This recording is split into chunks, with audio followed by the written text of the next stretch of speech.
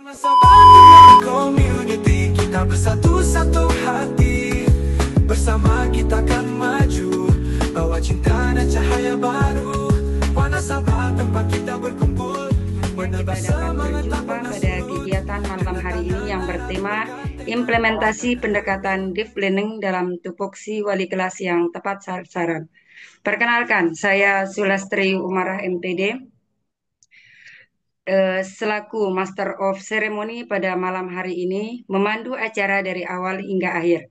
Namun sebelumnya, izinkan saya berpantun terlebih dahulu ya. Makan malam dengan ketan, setelah itu mencuci kain. Dengan senang hati saya ucapkan selamat datang para hadirin. Bapak Ibu, untuk membuka acara malam ini, marilah kita sama-sama membaca Al-Basmalah. Bismillahirrahmanirrahim. Acara selanjutnya, marilah kita bersama-sama menyanyikan lagu Indonesia Raya.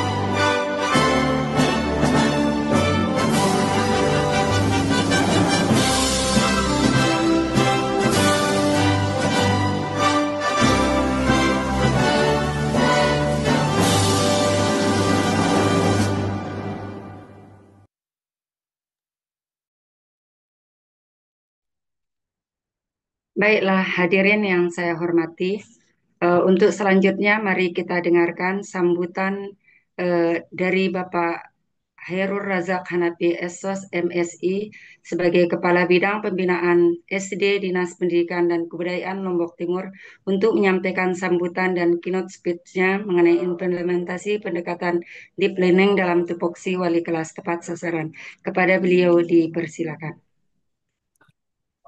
Terima kasih. Bismillahirrahmanirrahim. Assalamualaikum warahmatullahi wabarakatuh. Alhamdulillah Rabbil Alamin. Wassalatu wassalamu ala asrafil anbiya wal mursalin. Sayyidina Muhammadin wa ala alihi wa sahbihi ajma'in amma ba'du. Yang saya hormati Yeliza, selaku narasumber kita pada malam hari ini terkait dengan pembahasan tentang pendekatan pembelajaran deep learning. Yang saya hormati Bapak Kepala UPTD Dikbud Kecamatan Wanasabah, Pak Abdul Muhid, Pak Abdul Wahid, sorry. Yang saya hormati Ketua Ombel Wanasabah Tenar. Yang saya hormati Bapak Ibu peserta webinar pada malam hari ini. Alhamdulillah, puji syukur kita panjatkan kepada Allah Subhanahu wa taala karena pada malam hari ini kita masih dianugerahi kesehatan dan kesempatan sehingga dapat menghadiri suatu kegiatan yang insya Allah dan mudah-mudahan bisa diberkati dan dirahmati oleh Allah Subhanahu wa Ta'ala. Karena secara Islam kita sekarang ini berada dalam suatu majelis ilmu, dan mudah-mudahan sekali lagi apa yang kita dapatkan dari kegiatan webinar pada hari ini bisa kita aplikasikan dalam tugas pokok kita sebagai guru, yakni eh, mengajar siswa kita di kelas. Selanjutnya, selawat dan salam kita aturkan ke junjungan Nabi besar Muhammad Sallallahu Alaihi Wasallam. Semoga kita bisa mendapat syafaat beliau di akhirat nanti. Amin amin ya rabbal alamin. Atas nama Dinas Dikbud Kabupaten Lombok Timur, kami menyampaikan apresiasi dan penghargaan yang tinggi, utamanya kepada Ketua Kombal Wanasaba Tenar yang terus bisa apa menghadirkan atau memfasilitasi terselenggaranya kegiatan webinar kita eh, pada hari ini dan sebelumnya. Dan mudah-mudahan juga untuk kelanjutan webinar ini yang difasilitasi oleh Kombel Wanasaba Tenar terus bisa berjalan. Dan untuk tema kita pada hari ini, pada malam hari ini, itu sangat menarik, yakni tentang pendekatan pembelajaran deep learning. Dan mudah-mudahan nanti apa yang kita sama-sama apa eh, diskusikan atau mungkin juga sama-sama kita pelajari tentang hal ini bisa menjadi bekal kita untuk pelaksanaan tugas pokok kita. Dan perlu kita ketahui bahwa memang untuk istilah deep learning ini itu oleh Pak Menteri yang baru eh, itu bukan merupakan perubahan dari kurikulum Merdeka. Tapi dalam artian deep learning ini itu adalah merupakan suatu pendekatan pembelajaran yang dimana mungkin eh, selama ini memang masih eh, kita dibingungkan dengan istilah deep learning itu banyak sekali kalau kita mungkin apa mencari di Google dan sebagainya tentang deep learning itu yang banyak muncul adalah deep learning dalam arti eh, apa pelaksanaan pembelajaran oleh eh, AI ataupun learning mesin itu. Tapi yang sebenarnya memang istilah deep learning itu mulai apa didengungkan itu memang dari istilah-istilah apa pembelajaran learning mesin dan juga artificial intelligence itu. Tapi yang dimaksud dengan pembelajaran deep learning ini sebenarnya oleh apa Kementerian Pendidikan kita itu adalah bagaimana nanti pembelajaran deep learning itu dimasukkan di dalam kegiatan di bidang pendidikan. Dan perlu diketahui bahwa memang untuk deep learning ini itu adalah merupakan suatu pendekatan yang memang mungkin juga eh, selama ini masih dalam kajian tim ahli kementerian. Bagaimana nanti aplikasinya itu framework deep learning ini ada dimensi profil lulusan. Nah, kalau di kurikulum Merdeka itu kita kenal ada P5 itu profil pelajar Pancasila yang 6 apa eh, karakter yang ingin dibentuk di dalam profil pelajar Pancasila itu juga akan ada mirip dia dengan dimensi profil lulusan yang ada di deep learning ini. Tapi yang dimensi profil lulusan itu kalau yang di kurikulum Merdeka itu ada 6 profil Pancasila, yang di deep learning itu ada 8. Hanya tambahannya kayaknya hanya di eh, bagian kesehatan. Yang lainnya pada dasarnya sama, hanya istilah yang berbeda. Seperti istilah yang berbeda itu kalau di deep learning ada keluarga negara, ada keluargaan, di dalam kurikulum Merdeka di P5 itu ada kebinekaan global. Dan kalau di kurikulum Merdeka ada gotong royong, di deep learning itu ada kolaboratif dan komunikasi. Nah, itu mungkin prinsip-prinsipnya. Jadi ini sebenarnya bukan hal yang baru yang eh, harus dikhawatirkan oleh guru, tapi dalam artian pengembangan dan integrasi dari semua metode di semua kurikulum yang telah dilaksanakan di Indonesia ini. Seperti di KTSP, itu ada tidak kenal dengan prinsip pembelajaran saintifik dan sebagainya itu. Nah itu untuk itu mari kita apa ikuti webinar ini yang nanti akan disampaikan oleh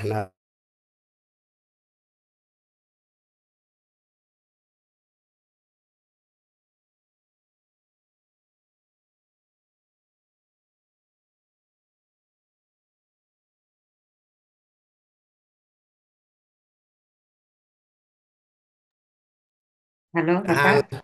Jadi apa yang disampaikan bisa menjadi bekal kita. Tapi yang jelas untuk ini kita tunggu apa regulasi yang diturunkan oleh kementerian tentang petunjuk teknis pelaksanaan pembelajaran deep learning itu. Tapi dalam hal ini kita mulai supaya nanti kita tidak kaget kalau begitu nanti regulasi itu diturunkan, kita sudah sedikit familiar tentang deep learning itu. Itu saja yang bisa kami sampaikan. Terima kasih dan mari kita buka kegiatan webinar ini dengan sama-sama melapaskan al-basmalah. Bismillahirrahmanirrahim. Sekian, Allahumma fiq wal hadi ila sabil rasyad. Assalamualaikum warahmatullahi wabarakatuh. Waalaikumsalam warahmatullahi wabarakatuh.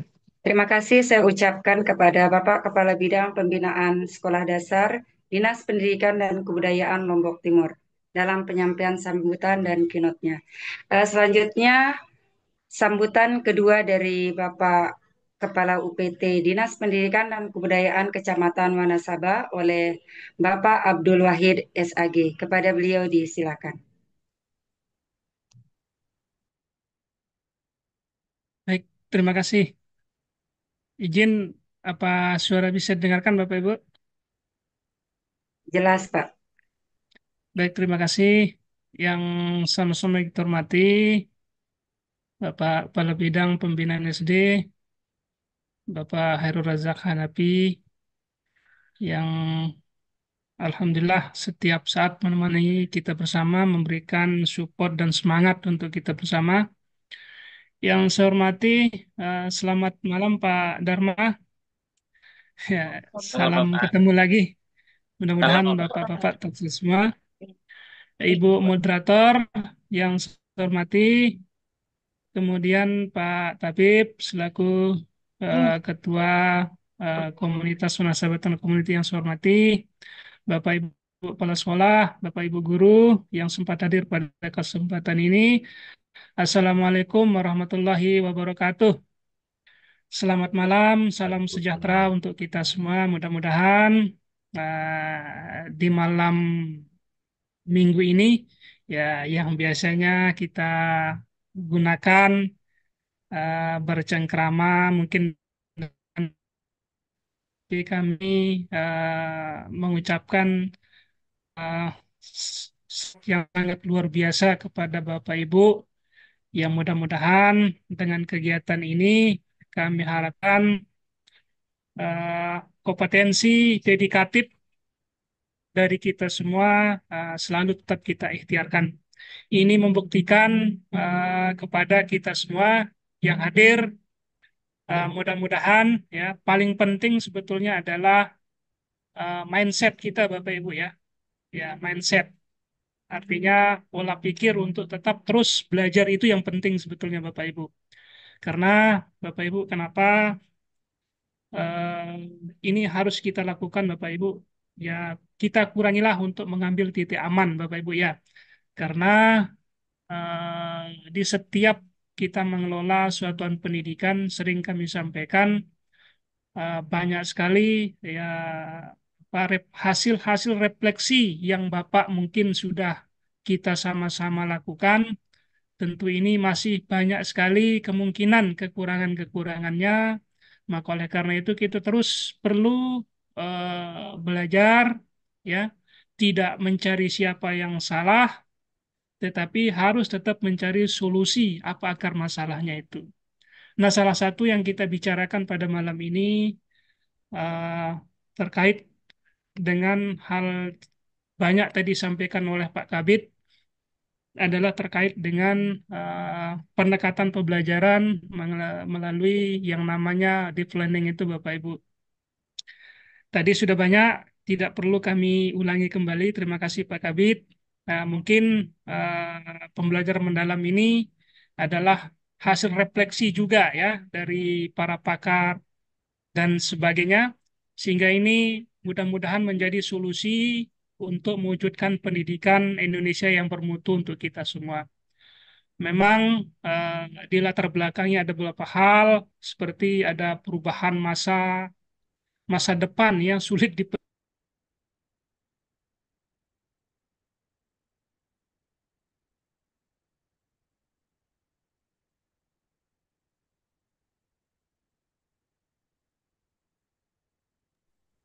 Halo, Bapak.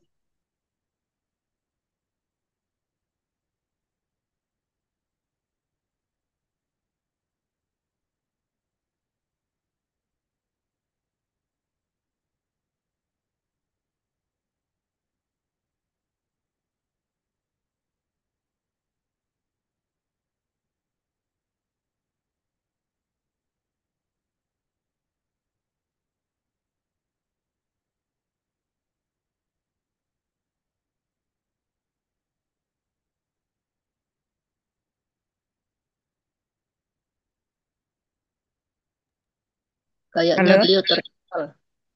Oh iya. Bagaimana? Apa kita tunggu beliau, Pak Kabit? Kita tunggu beliau sebentar.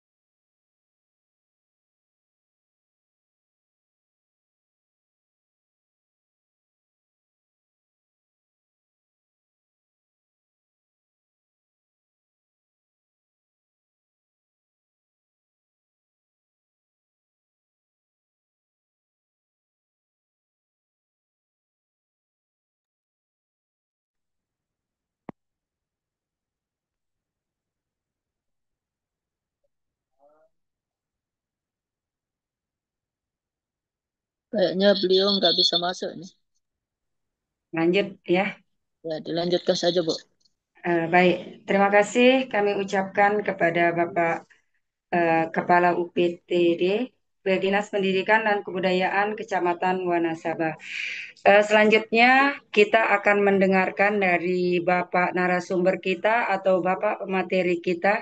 Tetapi sebelumnya saya bacakan dulu profil singkat dari beliau, Bapak Darmai Liza Putra SPD, di mana beliau ini merupakan seorang yang sangat tertarik dengan dunia pendidikan, khususnya dalam bidang mengajar. Sehingga bagaimanapun beliau ini sangat memanfaatkan hal tersebut untuk terus menekuninya hingga di akhir perkuliahannya. Nah, riwayat akademik beliau ini, beliau lulusan dari SMA N10 Padang di tahun 2010 hingga 2013 dan menyelesaikan S1 Pendidikan Biologi di tahun 2013 sampai 2017 di Universitas Negeri Padang. Adapun komunitas yang pernah yang ditekuninya, yang pertama itu beliau seorang koordinator Alusia Riau pada tahun 2024.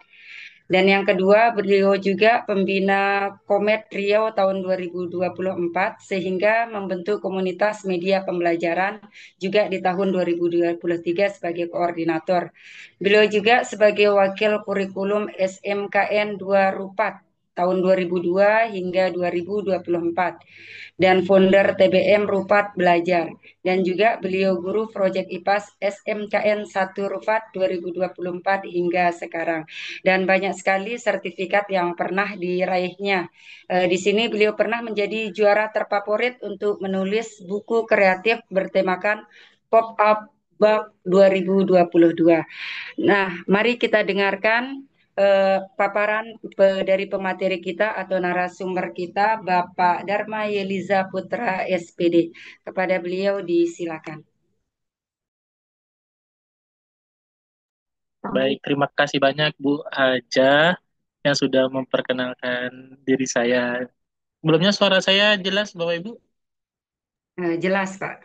Jelas, Pak. Alhamdulillah. Bu Sulastri ya, mohon maaf, Insya Allah. Nggih.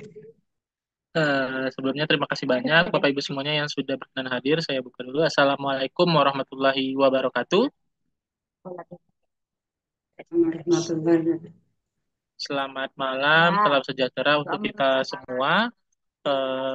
Izin sebelumnya membersamai kegiatan kita pada malam hari ini. Semoga Bapak Ibu yang hadir pada malam hari ini bersama-sama memiliki satu visi, yakninya untuk belajar bersama. Alhamdulillahirabbil alamin wa bihi nasta'in wa ala muhammadin asyhadu an la ilaha illallah wa asyhadu anna muhammadan abduhu wa rasuluh la nabiyya ba'da amma ba'du. Ya, yang pertama dan paling utama sekali, marilah kita ucapkan rasa puji serta syukur kita atas kehadiran Allah Subhanahu wa Ta'ala, karena berkat rahmat dan karunia-Nya kita bisa berkumpul di ruangan virtual Zoom kita pada malam hari ini dalam agenda belajar bersama.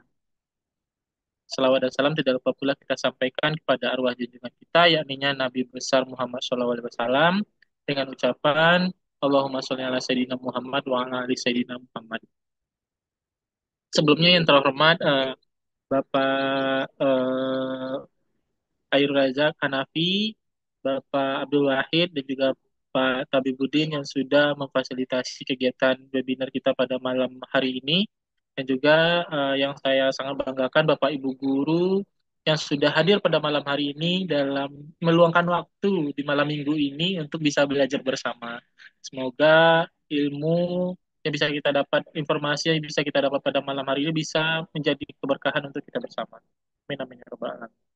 Izin Bapak Ibu semuanya, semoga malam hari ini kita bisa belajar bersama, santai-santai, senang-senang. Tapi sebelum itu mungkin sebelum kita mulai perlu rasanya kita membangun sebuah kesepakatan. Dan kalau bisa sih sebenarnya sebaiknya kita open kamera semuanya. Jadi harapannya tak kenal maka tak sayang nih. Jadi Bapak Ibu semuanya boleh nih open kamera bagi yang bisa berkenan untuk open kamera agar terlibat aktif dalam diskusi kita pada malam hari. Baik, wah, Masya Allah. Ada Ibu Nurlela yang sudah bisa open kamera. Siap, salam kenal Ibu. Baik, Bapak Ibu semuanya, boleh kembali open kamera kalau misalnya ada yang bisa berkenan open kamera. Eh, Selanjutnya, Bapak Ibu semuanya, sesuai dengan agenda kita pada malam hari ini, kita akan, tadi sudah di-spill oleh Pak Hairul Razak juga terkait dengan deep learning, tapi mungkin nanti kita akan lebih fokus kepada bagaimana mengaitkan pendekatan tersebut pada tupoksi wali kelasnya. Nah, jadi harapannya Bapak Ibu yang pernah menjadi atau sedang menjadi wali kelas ataupun yang sedang atau yang mau menjadi wali kelas, semoga dengan adanya paparan informasi kita pada malam hari ini semakin tercerahkan dan sebagai tepat sasaran harapannya tupoksi itu terjalankan dengan benar seperti itu.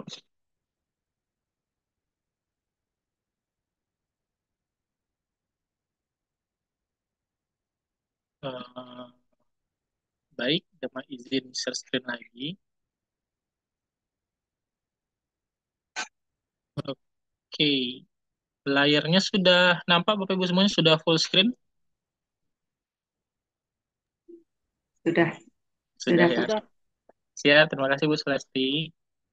Baik Bapak Ibu semuanya, seperti halnya yang dilihat di di layarnya, jadinya kita akan membahas terkait dengan penerapan pendekatan deep learning ini nih, yang sekarang sedang digaung-gaungkan oleh pemerintah, Kementerian Pendidikan Dasar dan Menengah, dan juga bagaimana deep learning ini bisa menjawab ataupun menjadi salah satu solusi untuk problem permasalahan pendidikan yang ada di Indonesia, terutama bagaimana yang seperti yang disampaikan oleh Pak Hairul Razak tadi, deep learning tadi atau pembelajaran mendalam tadi bisa mendorong pencapaian kompetensi-kompetensi yang cukup tinggi dari C3 sampai C6 seperti itu di taksonomi belum. Jadi harapannya Bapak Ibu semuanya semoga dengan terus belajar, terus menggali ilmu terkait dengan pembaruan informasi dari kementerian, kita juga dapat mendorong inovasi baru di kelas kita, menerapkannya di kelas kita agar pendidikan kita di Indonesia semakin baik. Seperti itu. Jadi tidak ada yang sia-sia yang kita lakukan dalam hal belajar seperti ini. Selanjutnya, ini beberapa tujuan yang mau kita laksanakan pada malam hari ini, Bapak Ibu semuanya. Semoga Bapak Ibu semuanya bisa menandai ini. Nah, ditandai ini 3 poin ini menjadi hasil akhir kita di malam hari ini. Yang pertama, harapannya kita bisa mengidentifikasi peran strategis wali kelas dalam mendukung perkembangan siswa. Artinya hari ini kita karena sasarannya adalah bagaimana kita menguatkan peran wali kelas, jadi harapannya kita tahu dulu nih apa saja peran strategis wali kelas yang sebenar-benarnya seperti itu. Menurut permennya ataupun menurut aturan yang ada. Yang kedua harapannya bagaimana kita mengaitkan tupoksi wali kelas tadi dengan pendekatan deep learning. Jadi Bapak Ibu semuanya eh, ada 2 komponen atau 2 substansi yang mau kita bahas pada malam hari ini. Pertama, bagaimana kita memahami tentang tupoksi wali kelas. Yang kedua, bagaimana kita mengaitkannya dengan deep learning atau pendekatan pembelajaran mendalam. Seperti itu. Dan yang ketiga, mungkin izin nanti Dema akan berbagi sedikit praktik baik yang Dema lakukan terkait dengan implementasi tersebut. Terutama selaku wali kelas dan juga bagaimana mengaitkannya dengan konsep deep learning seperti itu. Oke, kita lanjutkan. Nah, Bapak Ibu semuanya, mari kita lanjutkan. Nah, sebelum mulai, kita mau mencoba mengutip salah satu buku ya Bapak Ibu semuanya. Pernah ada yang baca buku luas karya dari Stephen D. Brockfield, yakni tentang Becoming a Critical Reflective Teacher. Beliau membahas ataupun berbincang terkait dengan bagaimana seorang guru bersikap reflektif kayak gitu. Nah, salah satunya juga bahasanya adalah wali kelas. Hal yang menarik yang dapat kutip dari bukunya, yakni tentang bagaimana seorang wali kelas tersebut merupakan garda terdepan loh Bapak Ibu dalam membimbing dan mendampingi siswa untuk mencapai potensi terbaik. Artinya di sana ada kesadaran kita secara mindfulnya, kita sadar selaku wali kelas, kita tidak cuma menjalankan beban administratif di kelas tersebut, tapi juga punya tupoksi yang jelas, yakni garda terdepan, membimbing, mendampingi. Untuk apa? Untuk mencapai potensi terbaik oleh siswa kita. Jadi bagi Bapak Ibu yang mau jadi wali kelas ataupun yang sedang menjadi wali kelas, mungkin kesadaran ini yang perlu kita sampaikan, yang perlu kita tanamkan. Seperti Pak Abdul Wahid bilang tadi, paham pertama kita adalah bagaimana merubah mindsetnya. Nah, harapannya malam ini kita coba menyamakan visinya, menyamakan mindsetnya, bahwasanya wali kelas tersebut ternyata tidak cuma sebagai beban administratif, pengelola kelas semata, tapi juga sebagai pembimbing, pendamping untuk siswa kita agar mencapai potensi terbaik, kayak gitu. Terutama nih yang ada di guru SD, yang notabene-nya adalah guru kelas, dan juga di SMP dan SMA atau SMK, yang tentunya mungkin ada tupoksi sebagai wali kelas seperti itu. Nah, itu halnya hampir sama.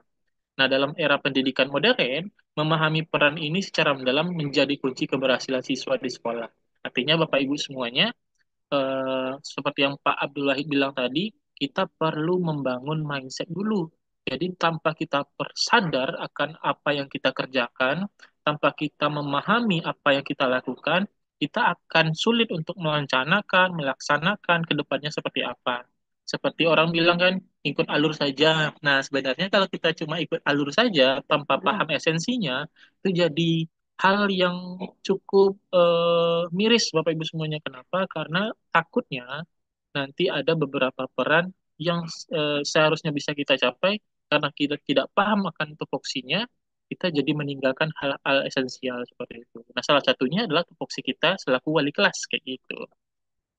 Nah, ini adalah buku yang membahas seperti itu. Nah, kita mau main-main dulu di Bapak Ibu semuanya sebelum kita panas-panas belajar bersama. Boleh kita refresh dulu pikirannya terkait dengan deep learning tersendiri.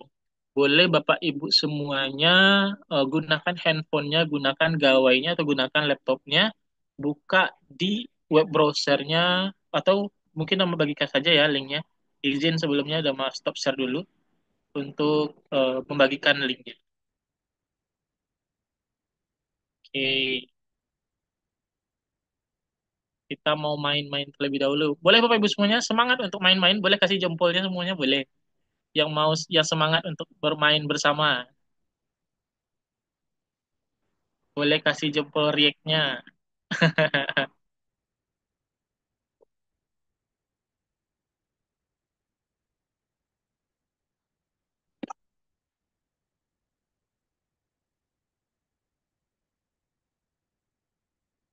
Oke, sebentar, apa kopi dulu. Eh, Oke, Pak Putri, si jempol. Semoga semangat ya Bapak Ibu semuanya. Itu nama share linknya ya.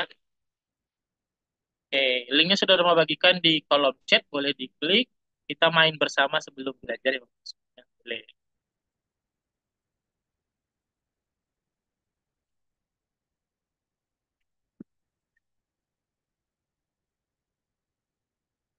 Oke, mari kita bermain bersama. Boleh diklik linknya, gabung di link tersebut, langsung buatkan nama dan namanya dan pilih ikonnya mau main ikonnya nanti mau seperti apa seperti itu.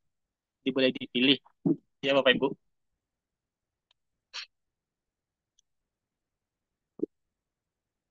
Nah, di sini sudah ada yang masuk. Bu Mei, Bu Sulastri Umara, Pak Tri Suratno sudah masuk. Alhamdulillah. Yang lain boleh ditunggu untuk bisa bergabung dan tunggu sekitar 2 sampai 3 menit lagi.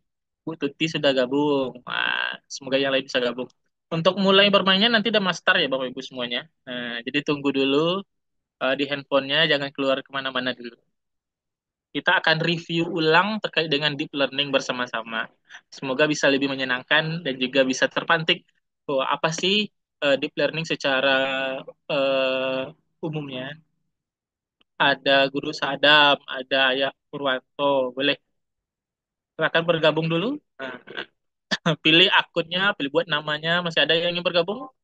Sama masih tunggu.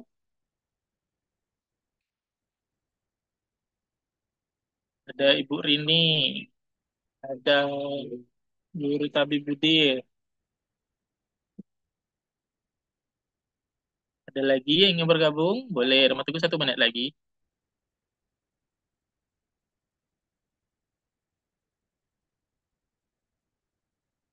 Kita ada,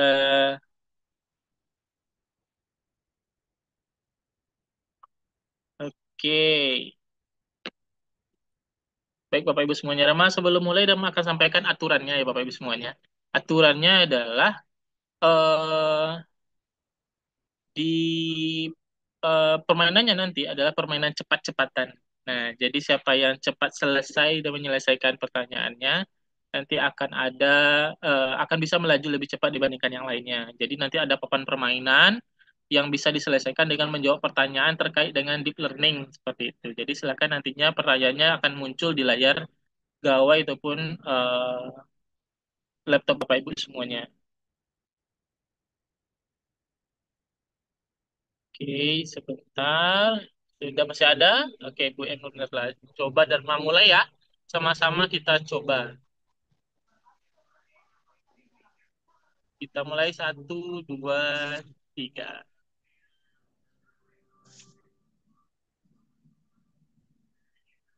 Oke, semuanya di garis start. Silakan Bapak Ibu semuanya dan masih memantau di sini. Pertanyaannya akan muncul di layar Bapak Ibu semuanya. Silakan dijawab. Oke, Bu Tuti sudah duluan. Pak Tri juga sudah meluncur duluan. Sulastri, Bu Umara. Oke. Yang salah langsung pending tuh ya. Boleh, siapa lagi? Oke, masih Bu Tuti di depan. Silakan balapan selesai siapa yang sampai duluan. Pak Razak masih di belakang. Bu Murni masih di belakang.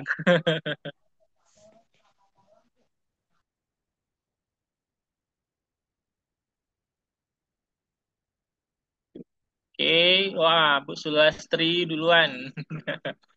Tuti juga, Bu Mei juga di posisi kedua. Wah, ada Bu Mei di posisi pertama sekarang.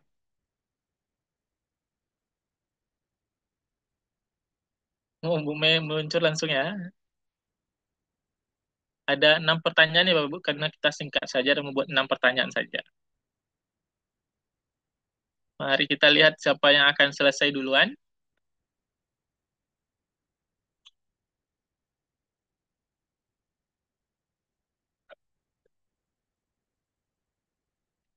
Oke, Bu Mei masih di depan,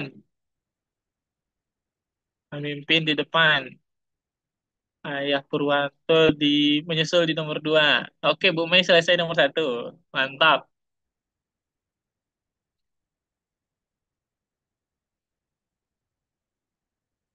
Bu Yuli menyusul di belakang.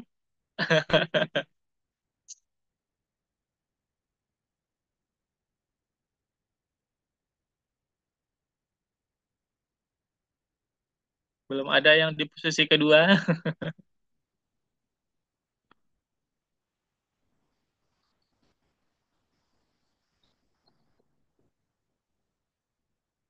Oke, masih Ayah Purwanto di posisi kedua.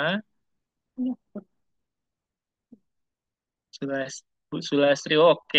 Di nomor 2 ada Guru Purwanto.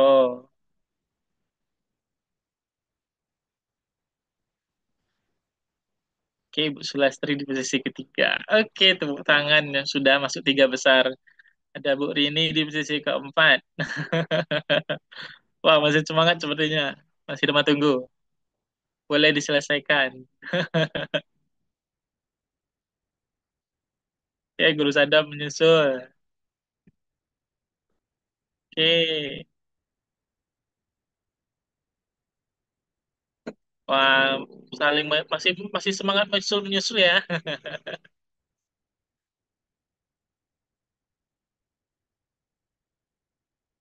Oke.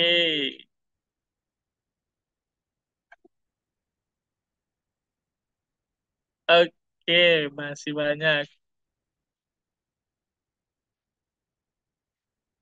Wah, banyak yang selesai.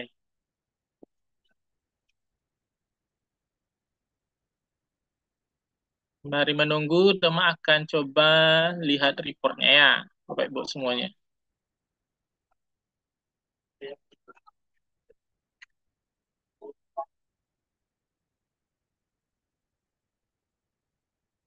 Nah, ini beberapa pertanyaan yang muncul. Tadi, pokoknya ada rata-rata yang salah di soal satu soal rupanya. Entah ini kuncinya yang salah, mungkin Dema cek nanti ya. Ini adalah review ulang terkait dengan deep learning. Nah, mari kita coba review sedikit-sedikit. Apa yang menjadi fokus utama dari pendekatan deep learning? Nah, yakni seperti yang disampaikan oleh Pak Hairul Razak tadi, memahami konsep secara mendalam dan menerapkannya dalam kehidupannya. Oke. Nah, B ya, Bapak Ibu semuanya. Oke, kita beri ini, ada makan bahas secara general nanti di slide ya. Boleh kita stop share dulu. Boleh kasihkan reaction untuk tepuk tangan untuk bagi yang sudah menang tadi di posisi 1, 2, dan 3. Masya Allah.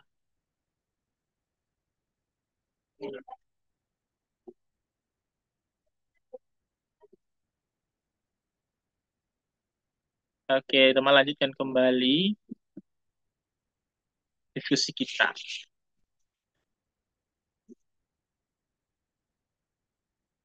Intinya seru ya balapan-balapan ya.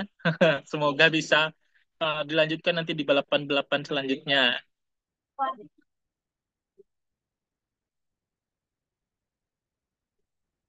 Oke, tadi kita sudah mereview ulang melalui kuis tentang deep learning, tapi ini kita malam ini tidak terlalu dalam membahas deep learning karena tentunya Bapak Ibu semuanya dalam tanda kutip sudah dalam kategorikan sudah banyak menerima eh, apa namanya pemahaman terkait dengan deep learning. Tapi mungkin kita ulas beberapanya yang menjadi eh, poin pentingnya seperti itu. Nah, Bapak Ibu semuanya izin kita belajar kembali, belajar bersama kembali, mengulas kembali saja bahwasanya deep learning tadi merupakan pendekatan yang menekankan kepada pemahaman konsep yang secara mendalam dan penguasaan kompetensi dengan melibatkan siswa secara aktif dalam proses belajar. Nah, seperti yang disampaikan tadi, ada harapan untuk kita, para guru ataupun para wali kelas, menguatkan tentang pembelajaran kita agar mencapai konsep yang lebih dalam, yang tidak seperti yang disampaikan oleh eh, Pak Kabit tadi, bahwasanya cuma di surface learning ataupun di permukaan saja. Kita harapannya sampai ke deep-nya atau ke dalamnya dengan melihat beberapa sisi ataupun melaksanakan beberapa prinsip pembelajaran. Yakninya ada 3 prinsip pembelajaran yang sudah disebutkan tadi. Ada mindful learning, meaningful, dan joyful learning. Artinya apa? Artinya dalam menerapkan pendekatan ini, artinya ketika kita melaksanakan proses pembelajaran, ada beberapa prinsip atau hal yang perlu kita perhatikan, kayak gitu. Nah, hal yang perlu kita perhatikan inilah yang harapannya bisa menjadi acuan kita dalam melakukan proses pembelajaran. Nah, misalnya kita mau memberikan pembelajaran terkait dengan materi kita. Apakah prinsip mindful learning-nya sudah tercapai di sana? Artinya siswa kita ataupun kita secara sadar sudah paham akan, sudah sadar akan nilai-nilai yang terkandung dalam pembelajaran tersebut atau topik tersebut. Yang kedua juga prinsip meaningful learning. Artinya apa? Dalam proses pembelajaran kita, apakah kita sudah mendorong yang namanya pemahaman yang mendalam, apakah kita sudah mendorong adanya penyamaan konsep? Apakah kita sudah mendorong ke keingintahuan siswa untuk tahu apa tujuannya, definisinya, maknanya, kayak gitu. Jadi pembelajarannya akan lebih bermakna.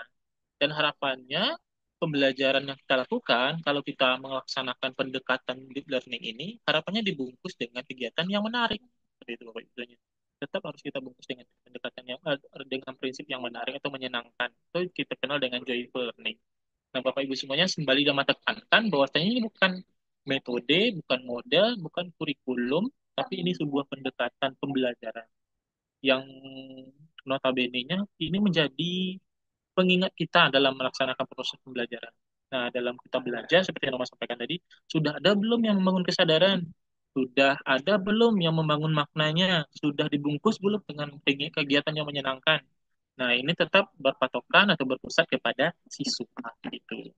Nah, ini yang perlu kita pahamkan secara bersama tentang konsep deep learning atau pembelajaran mendalam Bapak Ibu semuanya. Nah, beberapanya ini juga terkait dengan tujuan deep learning itu tersebut. Oke, kembali dalam konfirmasi sudah bisa kita lanjutkan kembali?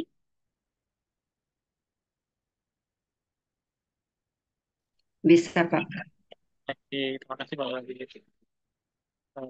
Izin kembali Bapak Ibu semuanya kita lanjutkan kembali. Tadi terputus di tujuan deep learning ya. Jadi kembali dalam menguatkan bahwasanya dalam deep learning sendiri merupakan solusi dari harapannya menjadi solusi dari beberapa permasalahan yang ada di pendidikan Indonesia, terutama ketika menjelaskan menguatkan konsep pembelajaran. Begitu.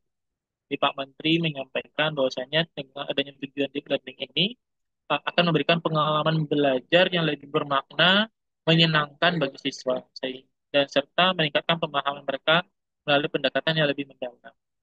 Jadi harapannya, kembali lagi tujuannya tadi adalah permasalahan terkait dengan seberapa bermakna pembelajaran kita, seberapa menyenangkan pembelajaran kita, dan seberapa mendalam pembelajaran kita. Nah, 3 poin ini menjadi acuan bagi kita untuk melaksanakan proses pembelajaran dan harapannya siswa kita bisa lebih fokus dan terlibat aktif dalam pembelajaran. Dan dari tujuan deep learning tersebut sebenarnya juga mensasar nilai-nilai Bapak Ibu semua. Kemaknaannya menyenangkan dan juga seberapa mendalam tersebut mensasar nilai-nilai yang perlu dikuatkan. Nah, kalau dulu kita mengenalnya ada nilai-nilai ya kompetensi abad 21 yang kita kenal dengan 4C. Nah, kalau di deep learning sendiri, nilai-nilai tersebut ditambah lagi Bapak Ibu semuanya dengan 6C. Di mana 2C-nya itu ya nilai-nilai karakter yang dikuatkan dan juga nilai-nilai keluargaan global. Nah, ada 6 nilai yang menjadi sasaran kita dalam menerapkan melaksanakan proses pembelajaran dengan menerapkan pendekatan deep learning. Kayak gitu. Di Bapak Ibu semuanya nanti ketika kita menerapkan proses pembelajaran, baik itu guru kelas atau guru mapel, kalau ingin menerapkan pembelajaran dengan pendekatan deep learning, tentunya nilai-nilai ini yang menjadi patokan kita.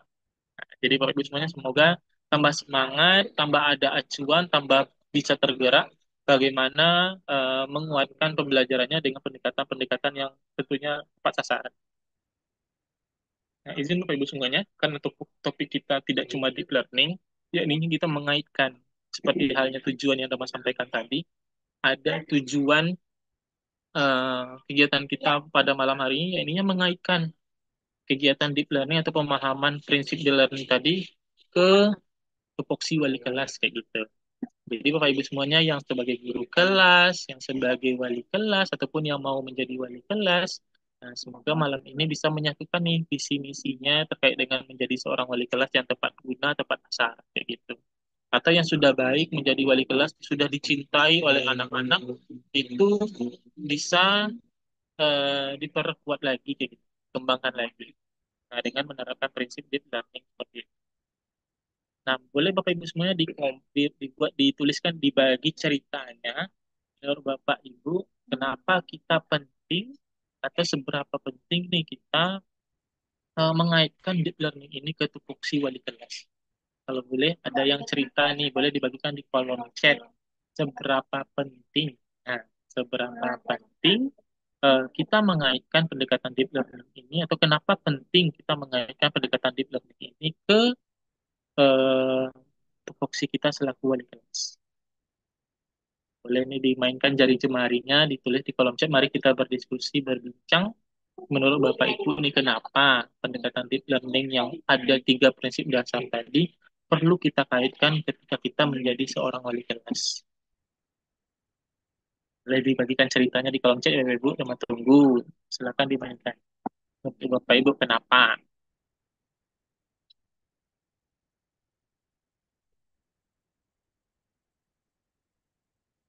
Ada yang berkomentar?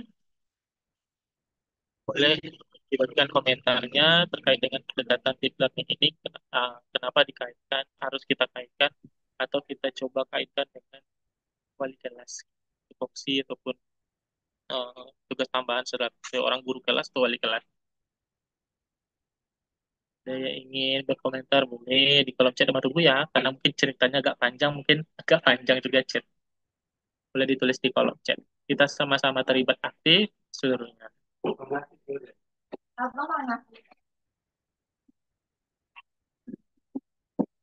Atau ada yang mau on mic boleh. Kata Bu Sulastri, untuk meningkatkan kualitas pembelajaran untuk membuat strategi pembelajaran yang efektif. Boleh kalau untuk pendekatan deep learning-nya Bu Sulastri. Tapi kalau dikaitkan dengan tupoksi kita seorang guru kelas atau wali kelas, gimana ya? Mungkin lebih menyasar ke tupoksi wali kelas dan guru kelas ya. Apa nih kaitannya deep learning dan juga tupoksinya seorang wali kelas nih atau guru kelas? Ada guru-guru yang lain yang ingin berkomentar boleh? Kita masih tunggu 1 menit lagi.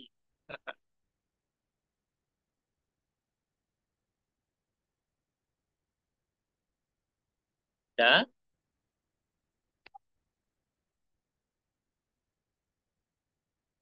kalau tidak ada, coba kita ulas ya bersama. Kenapa perlu kita kaitkan? Oh, ini ada Ibu Reni, Arya Reni Fitri, karena wali kelas paling dekat ikatan emosionalnya dengan peserta didik, jadi wali kelas yang punya peran penting dalam membentuk karakter peserta didik agar lebih baik. Boleh. Jadi ada peran yakninya karena wali kelas itu punya kedekatan emosional, Jadi wali kelas mempunyai peran penting dalam membentuk karakter peserta didik. Wah, ya, ada penguatan nilai ya bagi peran wali kelas. Dari Ibu Ade Bu Paula, agar pembelajaran tidak sekedar transfer ilmu, melainkan ada makna yang dapat diproses. Oh, ini masih dalam konteks proses pembelajaran, belum ke wali kelasnya. Karena tidak mengharapkan proses yang dialami anak hari ke hari makin baik. Karena kita mengharapkan proses yang dialami anak hari ke hari makin baik. Oke, kita selaku wali kelas berharap ada perkembangan. Nah, terima kasih Bu Rini.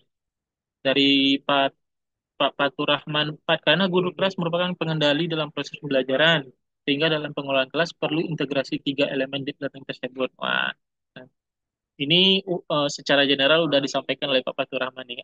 Kita perlu mengaitkannya karena kita pengelola kelas tersebut. Oke, terima kasih Bapak Ibu semua yang sudah berkomentar. Mari kita lihat tupoksi wali kelas ini secara mendalam dulu, agar semuanya kita satu visi nih. Tupoksi wali kelas itu berdasarkan edaran dari pemerintah seperti apa, gitu. Oke, ini agak sedikit direct ya Bapak Ibu semuanya untuk tupoksi ini, karena memang eh, karena ini berdasarkan edaran juga, jadi mari kita sama-sama belajar memaknai setiap tupoksi edaran tersebut. Nah, di sini ada dari Permendikbud nomor 15 tahun 2018 tentang salah satunya membahas tentang tupoksi wali kelas kayak gitu. Nah, di sini dikerucutkan ada atau dikelompokkan ada 9 tupoksi wali kelas yang bisa dikategorikan kayak gitu. Nah, 9 tupoksi wali kelas ini sudah berdasarkan Permendikbud nomor 15 tahun 2018 tadi. Jadi salah satunya membahas tentang tugas pokok wali kelas. Nah, pertama, di dalam Permendikbud tersebut sendiri disampaikan bahwasanya salah satu tugas kita sebagai guru kelas atau wali kelas, baik itu jenjang SD, SMP maupun SMA sederajat, kita dapat mengelola kelas, kita menjadi pengelola kelas kita mengelola kelas yang menjadi tanggung jawabnya. Artinya apa? Artinya kita sebagai yang diamanahkan sebagai wali kelas punya tanggung jawab mengelola kelas itu sendiri. Nah, karena ada 9 poin, nanti akan Dama jabarkan, akan Dama preteli satu persatunya. Nah, makanya Dama sampaikan tadi agak agak direct juga untuk menyampaikan ke-9 ini agar Bapak Ibu semuanya kita bisa diskusi sama-sama. Nah, yang kedua, opsinya dijelaskan bahwasanya kita selaku wali kelas punya tugas yang intinya berinteraksi dengan orang tua atau wali peserta. Nah, ini juga jadi penguatan bagi kita. Jadi kita tidak cuma tatap muka dengan siswa, tapi kita juga ada tanggung jawab untuk menjembatani interaksi kita dengan orang tua kayak gitu. Menjalin komunikasi tidak cuma ketika bagi rapor terus kita bagikan rapornya, tapi ada tugas lainnya ini menjalin komunikasi efektif antara orang tua dan juga guru kayak gitu. Antara orang tua dan juga sekolah kayak gitu. Yang ketiga, kita menyelenggarakan administrasi kelas. Artinya bagaimana kita mengelola kelas, tentunya ada beban administrasi kelas yang harus kita selesaikan. Nah, penyelenggaraan administrasi kelas ini juga menjadi tupoksi dari wali kelas juga. Yang keempat, ada menyusun dan melaporkan kemajuan belajar peserta didik. Nah, menyusun dan melaporkan kemajuan belajar peserta didik ini tidak cuma semesteran Bapak Ibu semuanya, tapi ini harapannya juga dilakukan secara berkala gitu. Artinya tidak cuma ke orang tua, tapi ke siswa juga kita sampaikan. Nah, jadi tidak di hasil akhir kita bahas, tapi di prosesnya kita ulas kayak gitu. Selama prosesnya itulah kita ulas. Nah, bagaimana mekanismenya itu dikembalikan kepada Bapak Ibu sepertinya. Jadi sistemnya, acuannya sudah disampaikan oleh pemerintah melalui Permendikbud, sistemnya eh, kita yang mengelolanya. Gitu. Jadi harapannya agar tepat sasaran, agar tepat guna, kita paham dulu nih sampai mana, sebatas mana tupoksi kita. Yang kelima itu membuat catatan khusus tentang peserta didik, kayak gitu. Membuat catatan khusus ini artinya peserta didik kita itu harapannya punya jurnalnya sendiri Bapak Ibu semuanya, jurnal capaiannya sendiri, sehingga jurnal itulah yang kita pantau, yang kita turunkan terus-menerus sehingga perkembangannya terlihat kayak gitu. Nah, kalau di P5 sendiri kan ada ya jurnal penilaiannya. Bahwasanya bentuknya ada yang deskripsi, ada yang rentang skala dan lain sebagainya. Begitu juga ketika kita menjadi wali kelas untuk memonitoring peserta didik. Misalnya problematiknya adalah seperti ini, catatan khususnya ada, baik itu yang baik, positif ataupun negatif, kita bisa terus tinjau perubahan yang terjadi kayak gitu. Itu salah satu adanya tugas kita, yakni membuat catatan khusus untuk peserta didik atau penjurnalan. Yang keenam, mencatat mutasi peserta didik. Jadinya terkait dengan tugas menugas pindah-pindah atau menerima murid baru, murid pindahan, pindah kelas dan lain sebagainya, itu termasuk tupoksi kita juga. Jadi kalau misalnya ada aduan kepada kita dari siswa kita yang mau pindah misalnya atau mau ada yang mau datang misalnya, kita harus ada yang namanya sistem juga untuk bagaimana mengelola peserta didik yang dalam tanda kutip dimutasi tadi kayak gitu.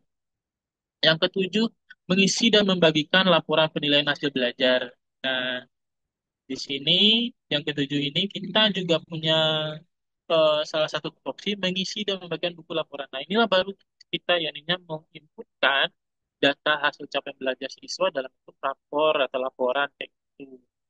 Dan yang kedelapan, kita melaksanakan tugas lainnya yang berkaitan dengan wali kelasan. Nanti ini kita ulas lebih dalam tugas lainnya seperti apa kayak gitu. Yang sembilan, kita menyusun laporan tugas wali kelas. Nah, jadi seperti halnya di PMM ya Bapak Ibu semuanya, atau yang di rumah pendidikan sekarang, kita tetap ada yang namanya tugas tambahan. Nah, setiap tugas tambahan seharusnya ada laporan berkala kayak gitu. Nah, pada faktanya kadang laporan tugas tersebut dirapel. Misalnya kalau semalam itu dirapel 1 semester, kalau sekarang mungkin rapelnya 1 tahun. Sehingga kadang kalau dirapel itu banyaknya atau umumnya tidak terlihat bentukannya. Kadang bentuknya cuma deskripsi. Nah, nanti kita akan bahas bentukannya kalau misalnya kita laksanakan itu secara berkala. Kayak gitu. Nah, ini ada 9 tupoksi inilah yang akan kita bahas malam ini yang kaitannya dengan deep learning Bapak Ibu. Jadi Bapak Ibu yang sekarang jadi wali kelas, yang sekarang mau jadi wali kelas, ataupun yang sekarang jadi guru kelas, mari kita sama-sama samakan persepsinya. Tidak ada lagi harapannya tidak ada lagi ambiguitas di antara kita atau ragu-ragu ataupun tidak tahu menahu terkait dengan tupoksi wali kelas itu sebatas apa ya kayak gitu. Nah, mari kita ulas ulas satu persatu. Nah, pertama, tupoksi pertama ya Bapak Ibu. Boleh nanti kita akan diskusi juga sedikit-sedikit ya, terkait dengan pertama pengelolaan kelas yang menjadi tanggung jawab. Artinya tupoksi pertama kita menjadi pengelola kelas. Di sini dijabarkan pengelola kelas itu seperti apa? Mengatur dan memelihara lingkungan belajar yang kondusif bagi siswa. Artinya, pengelolaan kelas itu, suasana lingkungan belajar siswa itu menjadi tanggung jawab kita di kelas.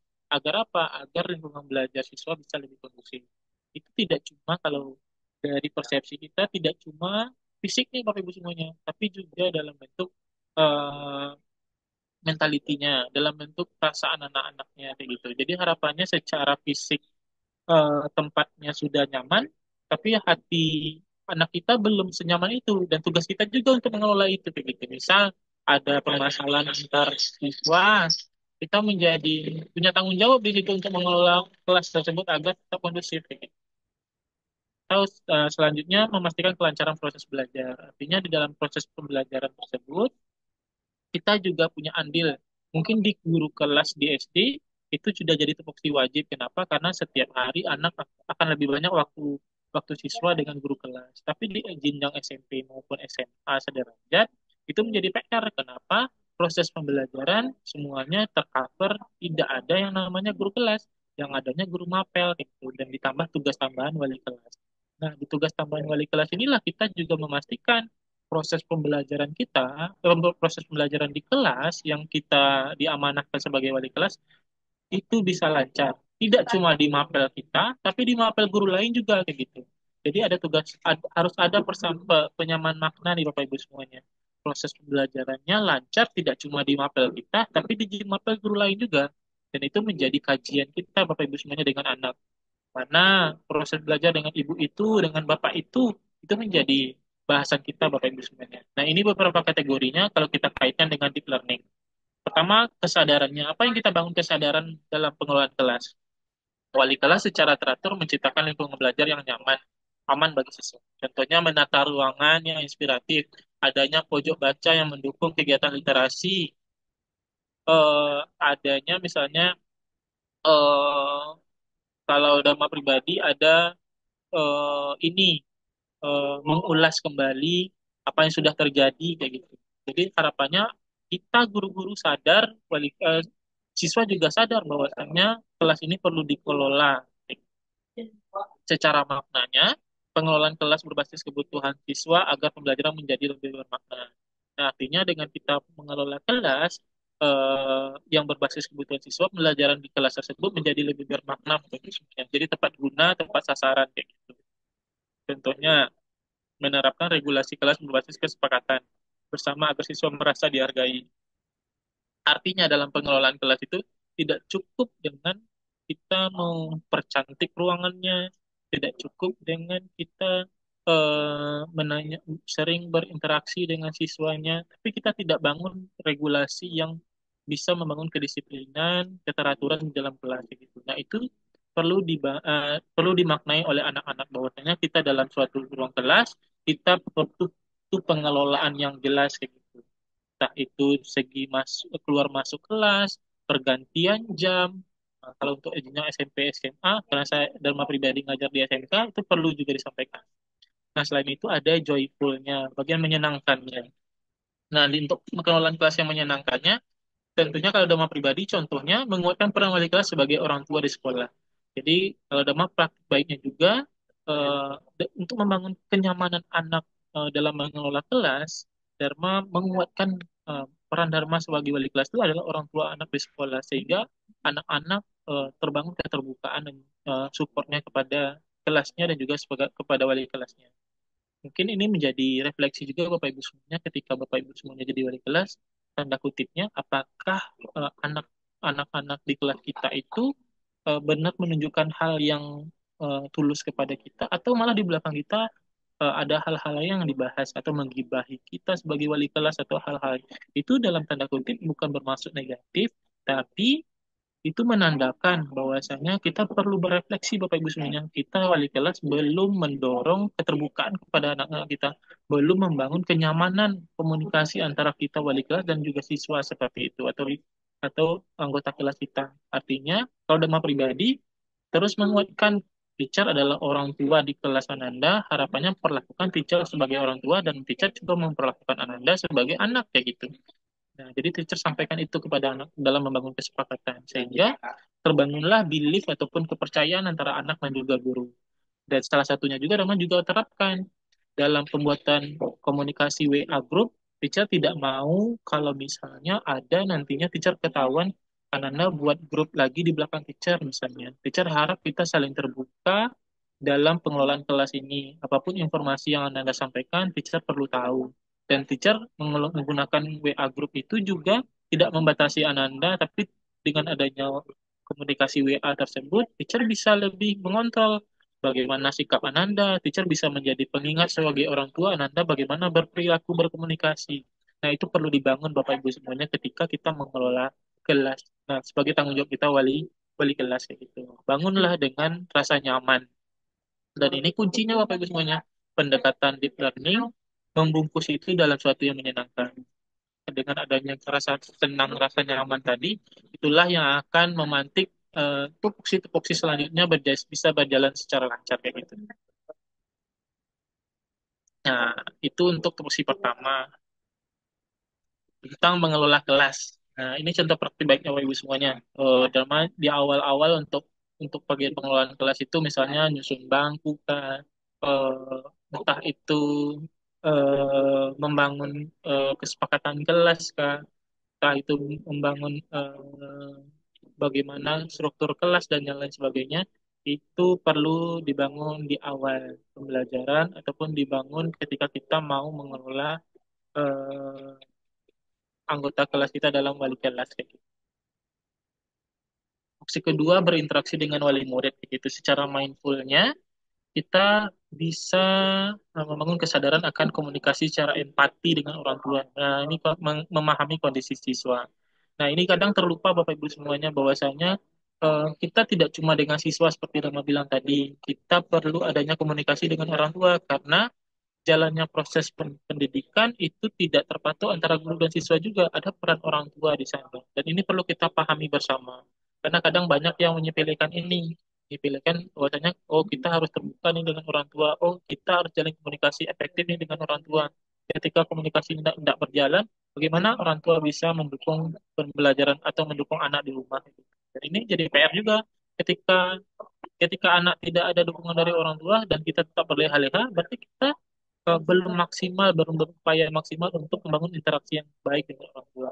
Jadi PR juga ketika orang tuanya sendiri yang bermasalah, lingkungan keluarganya sendiri yang bermasalah. Dan kita juga sebagai orang tua di sekolah wajib mencari solusinya juga.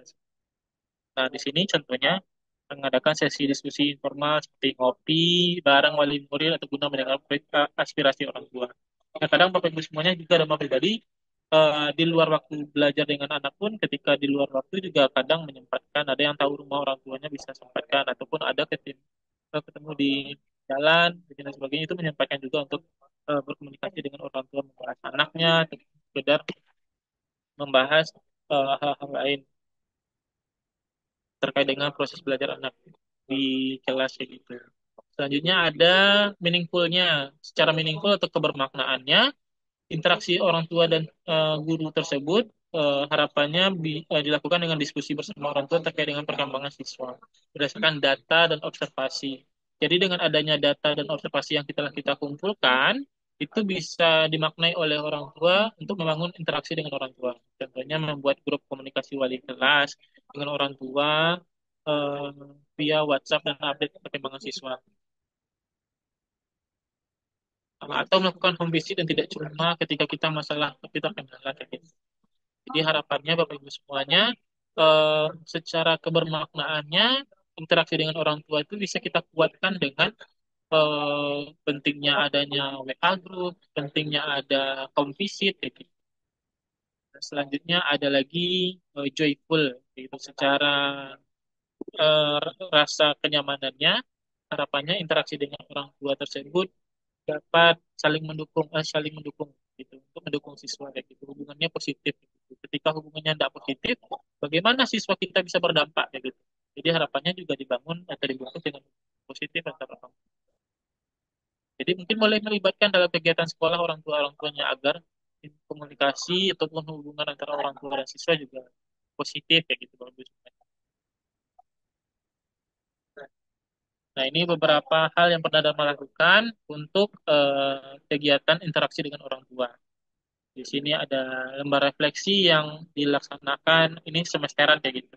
Ada lembar refleksi. Kalau sekarang, Dharma pribadi sedang membagikan jurnal 7 kebiasaan baik kepada anak-anak yang harapannya itu juga menjadi lembaran interaksi antara orang tua dan juga guru kayak gitu. Nah, ini juga ada jadwal home visit siswa. Dama juga menjadwalkan home visit siswa di luar mereka ada masalah atau tidak. Jadi harapannya Dama pribadi menjalin komunikasi dengan orang tua melalui kegiatan home visit juga kayak gitu. Jadi dalam satu semester misalnya kita bisa agendakan Bapak Ibu semuanya kayak gitu. Harapannya ini mendukung eh, interaksi kita sebagai wali kelas dalam interaksi dengan orang tua. Nah, ini ada Google Form juga Bapak Ibu semuanya. Google Form yang Rama biasanya buatkan kepada guru di mana melihat perkembangan siswa dalam belajar. Jadi pada guru sudah membagikan juga Google Form secara berkala selama 1 kali sebulan untuk melihat bagaimana anak-anak kita ada permasalahan tidak. Jadi Dama punya bahan untuk dibincangkan setiap bulan tersebut kepada anak-anak begitu. Ini beberapa praktik baik terkait dengan interaksi, membangun interaksi dengan orang tua dan wali murid. Yang ketiga, pendekatan deep learning yang kita kuatkan kepada si wali kelas adalah administrasi kelas. Nah, ini sudah biasa Bapak Ibu laksanakan ya. Eh, struktur-struktur kelasnya secara mindful, meaningful, dan joyful-nya harapannya itu bisa terbangun ataupun diartikan secara jelas kayak gitu. Misalnya di mindful-nya Bapak Ibu sudah ada jurnal wali kelas, ada oh, data-data di ini kan di digitalisasi, drive ataupun rekap absen siswa ataupun rekap prestasi siswa itu menjadi hal yang kita sadari bahwasanya itu adalah bagian dari administrasi kelas dan siswa pun harus sadar akan itu. Kayak gitu. Selanjutnya ada meaningful. Secara meaningfulnya, secara bermaknanya, jurnal kelas, data-data tadi bisa digunakan untuk perbaikan pembelajaran atau bimbingan siswa, Bapak Ibu. Jadi harapannya Bapak Ibu semuanya dalam menguatkan penyelenggaraan administrasi kelas yang jelas, eh, administrasi bisa dimaknai oleh siswa dan juga oleh guru sebagai bahan untuk perbaikan pembelajaran dan bimbingan siswa. Jadi Bapak Ibu semuanya jangan harapannya tidak lagi berpikiran ini cuma beban administratif wali kelas, tidak. Kalau Dema pribadi menyarankan bahwasanya itu adalah bagian yang bisa kita manfaatkan untuk melihat perkembangan siswa kita. Jadi administrasi itu adalah bukti konkret portofolio kita agar bisa melihat perkembangan siswa. Nah, salah satu hal yang bisa kita buat atau kita ramu dalam hal yang menyenangkan adalah melibatkan siswa dalam pencatatan tersebut.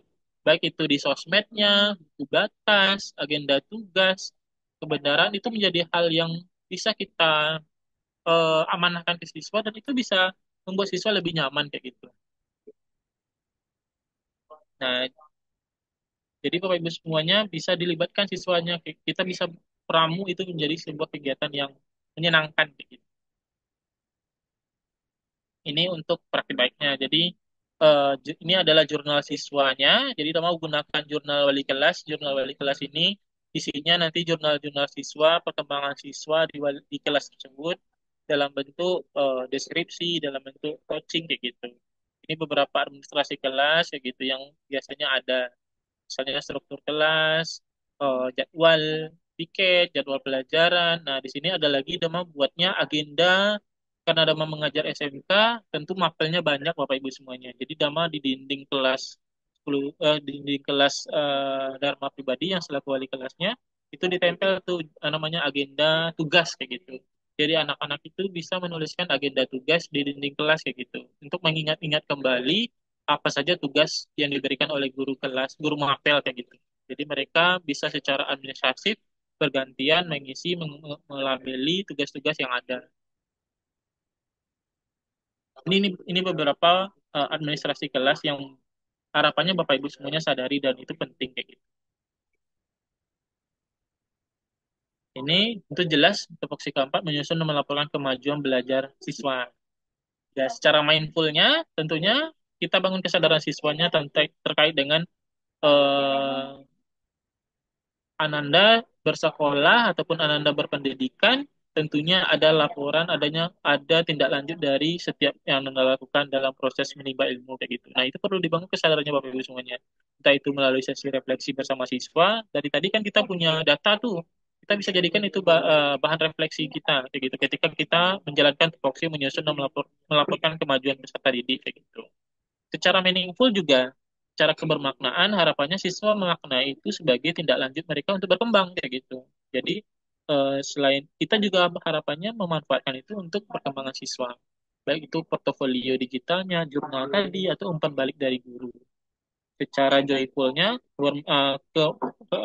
kesenangannya, laporan-laporan tadi bisa uh, kita ini kan kita sampaikan dalam bentuk narasi-narasi dari deskripsi yang enak didengar kayak gitu. Contohnya, Dharma kalau di kelas selaku wali kelas setiap mulai pembelajaran itu anak-anak disuruh buat diary itu diarynya nanti Dharma komentari dengan bahasa Dharma pribadi. Nah, ini menunjukkan memberikan feedback positif kepada anak-anak kayak gitu.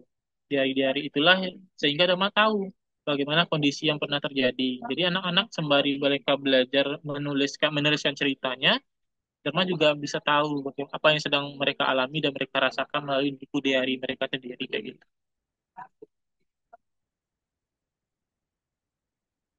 Nah, ini kegiatan coaching Bapak Ibu semuanya. Jadi setelah Dharma eh, dapat data-datanya, ada kegiatan coaching berkala kepada siswa. Tidak cuma ketika ada masalah, tapi ketika ini juga dijadwalkan rutin kayak gitu. Sembari kalau misalnya ada permasalahan oleh siswa. Selanjutnya membuat catatan khusus tentang peserta didik. Nah, catatan khusus ini seperti jurnal-jurnal tadi Bapak Ibu semuanya ini udah membuatkan di sini secara mindfulnya memang menggunakan jurnal kelas kayak gitu. Jadi jurnal kelasnya siswa-siswa secara sadar nantinya udah melakukan coaching, melihat perkembangannya. Direfleksikanlah secara mingguan kah, bulanan kah kayak gitu. Kalau meaningfulnya, kebermaknaannya mereka secara sadar mereka paham akan tujuan Dharma membuat catatan khusus itu adalah untuk melihat perkembangannya. Sehingga Dharma tambahkan lagi dengan adanya diary. Jadi dengan adanya diary tadi, Dharma bisa pantau bagaimana perkembangan si siswa. Nah, hal yang menyenangkannya juga ketika kita bahas catatan khusus siswa, Dharma juga menambahkan kegiatan support dan komentar positif terhadap sosmed anak kayak gitu. Jadi setiap mereka update sesuatu seperti halnya kita bangun kesepakatan di awal tadi tidak ada dusta di antara kita kayak gitu. Jadi Dama di awal di kegiatan prosesnya pun Dama juga sampaikan bahwasanya teacher sering komentar, sering memberikan support melalui story-story mereka kayak gitu. Kadang juga Dama menstorikan mereka kayak gitu. Artinya memberikan apresiasi, membagikan cerita terkait dengan apa yang mereka sudah lakukan kayak gitu. Itu bentuk apresiasi untuk siswa juga kayak gitu. Nah, ini jurnal wali kelas, ini diary siswa, buku batas pembelajaran. Kadang diarinya juga ada membentuk dalam bentuk origami-origami lucu kayak gitu kan. Jadi anak-anak lebih antusias juga membuat diary. Kayak gitu. Ini diary di awal pembelajaran semalam bentuknya adalah wishlist harapan-harapan mereka di semester ini seperti itu semalam. Ini mutasi peserta didik terkait dengan pemindahan. Nah, jadi Dharma juga menghadapi beberapa siswa yang pindahan ataupun pindah juga dari kelas Dharma ke sekolah lain dalam tanda kutip ada keharusan untuk pindah kayak gitu. Nah, tapi yang jadi menariknya adanya kegiatan pisah sambut kayak gitu. Jadi Dharma upayakan secara tupoksinya jangan pergi begitu saja, tapi harus ada hal yang dikenang dan juga ditinggalkan. Nah, contohnya semalam ada siswa Dharma yang pindah, kita peringati, kita kenang lah dalam bentuk sebuah perayaan atau peringatan kayak gitu. Kita sambut kayak gitu. Begitupun siswa yang datang ke kelas itu pun, siswa baru yang datang ke kelas itu pun kita laksanakan welcome day-nya ataupun kegiatan penyambutannya kayak gitu. Jadi semalam itu ada satu siswa Dharma yang pindah, jadinya kita melaksanakan pisah sambut kayak gitu. Ya, di bawah ini fotonya Bapak Ibu semua. Kegiatan kita sambut salah satu anak, eh, anak di kelas Dharma. Gitu. Yang ketujuh, mengisi dan membagikan buku laporan hasil penilaian. Ini sudah jelas Bapak Ibu semuanya. Ada yang menariknya adalah di lapor itu tidak cuma nilai Bapak Ibu semuanya, tapi harapannya ketika mengisi buku laporan itu ada curahan hati kita selaku wali kelas untuk bisa tepat sasaran kayak gitu. Jadi harapannya tidak cuma di rapor, di tugas menugas pun atau dia diary pun juga memberikan komentar-komentar pesan-pesan seperti itu agar mereka merasa adanya feedback positif dari wali kelas kepada mereka. Dan semalam juga yang uniknya juga ketika momen pembagian rapor.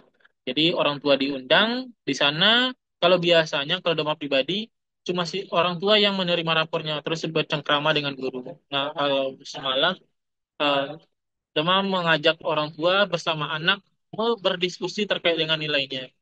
Karena mereka melihat itu nilainya seberapa, setelah itu mereka membincangkan kembali dan Dhamma pandu untuk membahas nilai-nilainya. Itu ada campur tangan siswa di dalamnya, begitu.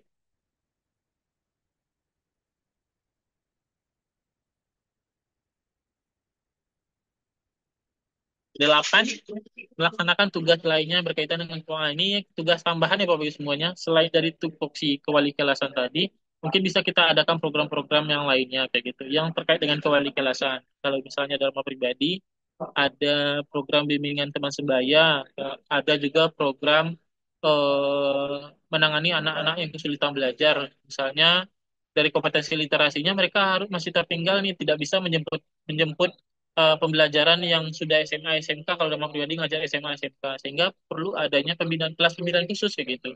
Misalnya penguatan numerasinya, misalnya dipandu oleh Dharma pribadi misalnya ataupun oleh temannya yang sudah tahu menahu kayak gitu. Nah, kadang untuk membuatnya mengemasnya lebih menyenangkan, ada apresiasi juga mengadakan tantangan-tantangan kecil. Misalnya, mana piket terbersih. Karena kadang siapa yang bisa mengapresiasi kalau misalnya mereka dapat capaian tertentu kayak gitu.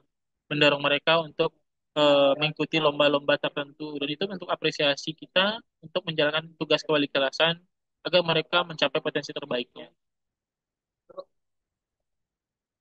Nah, yang terakhir Bapak Ibu semuanya, ini contohnya Bapak Ibu semuanya yang ke-8 tadi, mendorong mereka mendampingi intens dan juga mengadakan agenda kebersamaan, menguatkan bonding antar siswa kayak gitu. Ini yang kita lakukan selaku wali kelas kalau bisa untuk menguatkan peran kita selaku wali kelas sehingga mereka bisa semakin eh, mudah untuk mencapai potensi terbaiknya. Kesembilan, menyusun laporan tugas. Nah, ini juga kadang jadi hal sepele bagi kita. Kalau Dharma pribadi, ini menjadi acuan capaian. Oh, ternyata selama Dharma menjadi wali kelas, ini loh catatan capaian secara faktualnya kayak gitu. Misalnya, ternyata anak di kelas Dharma dalam segi kedisiplinan masih banyak PR-nya nih kayak gitu. Walaupun setelah sepertinya materinya sudah sampai di penghujung dengan bahasan 9 tupoksi tadi, mungkin boleh Dhamma kembalikan dulu kepada moderator, pada Ibu moderator kalau sudah hadir di dalam waktu dan tempat disilakan. Bu Sulastri ya, sudah di dalam atau belum?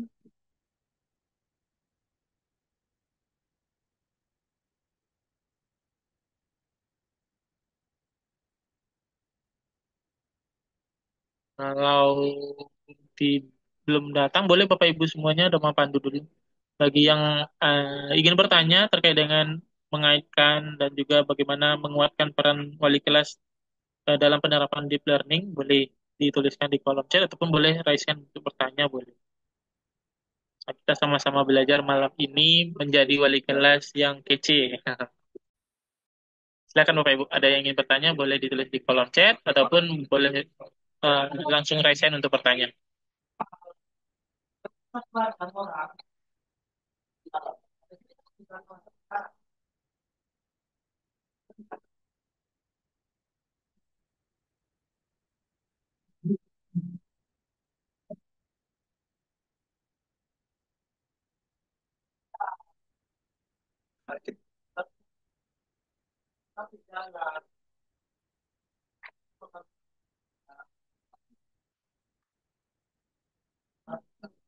Boleh.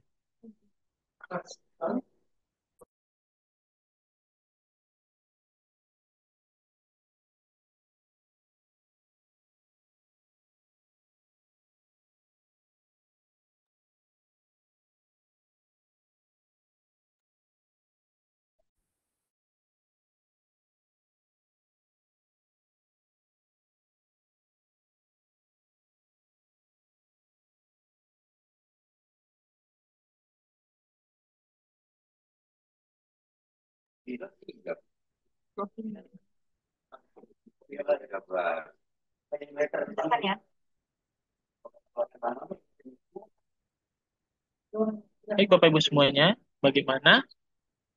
Boleh kalau ada pertanyaan boleh disampaikan.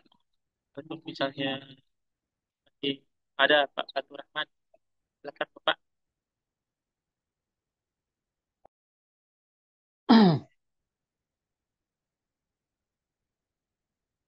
Waalaikumsalam. Waalaikumsalam, Bapak. Sudah diizinkan, Pak? Sudah Bapak, silakan Bapak.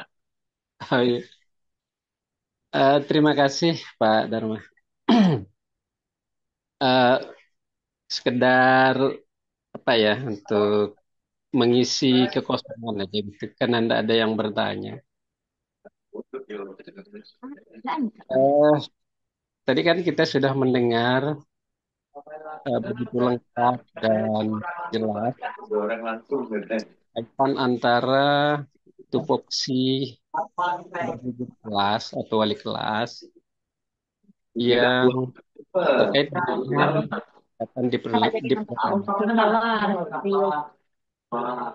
pikir apa yang Bapak jelaskan tadi itu eh, sangat rinci sekali, sangat rinci dan mudah-mudahan itu bisa dilakukan oleh secara kayak secara mayoritas lah.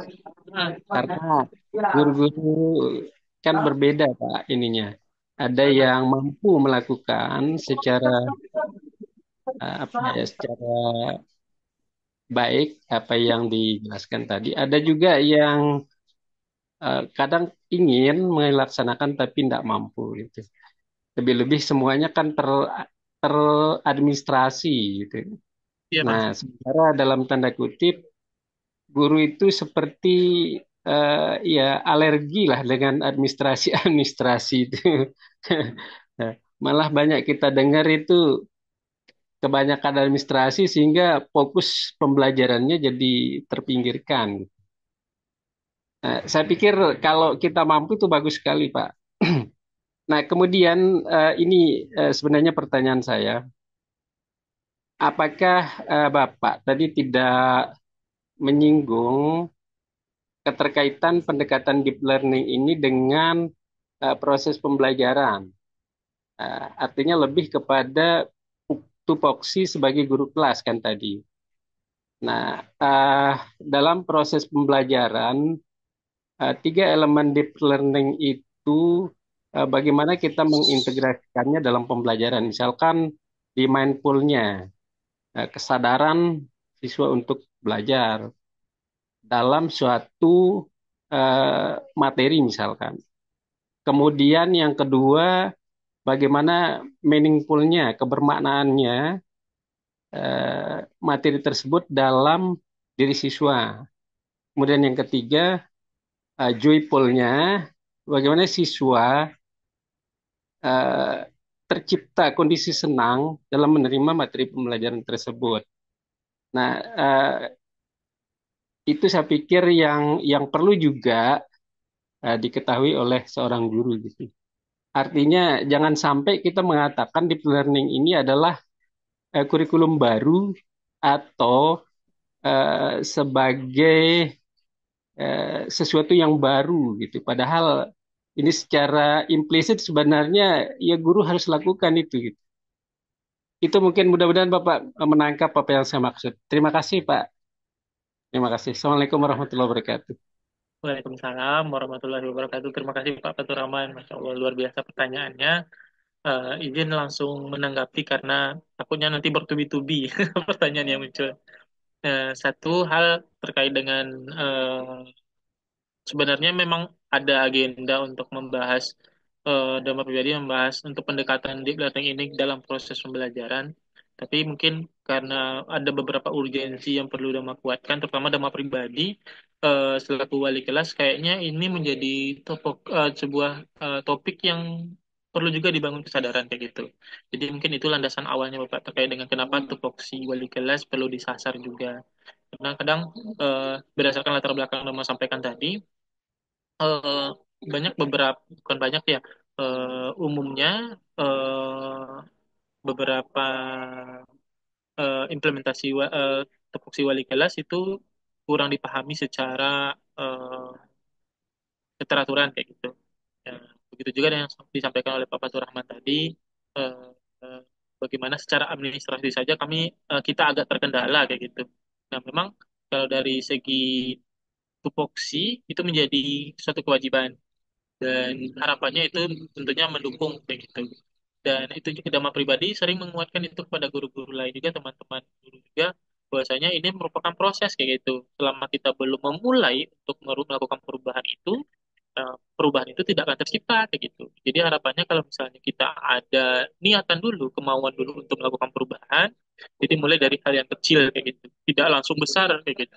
Jadi kalau misalnya ada 9 tupoksi wali kelas, mungkin kita fokus di beberapa tupoksi dulu yang kita bangun kebiasaan seperti itu. Jadi tidak tidak melulu kalau Dhamma pribadi ketika membangun kebiasaan atau kebudayaan itu harus langsung besar kayak gitu, perlahan.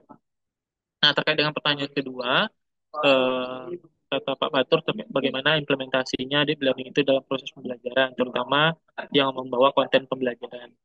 Nah, pada dasarnya seperti yang kita pahami bersama Bapak dan juga Bapak Ibu guru yang lainnya, bahwasanya ini adalah pendekatan kayak gitu. Jadi jangan sampai dimaknai ini akan menyulitkan Bapak Ibu semuanya.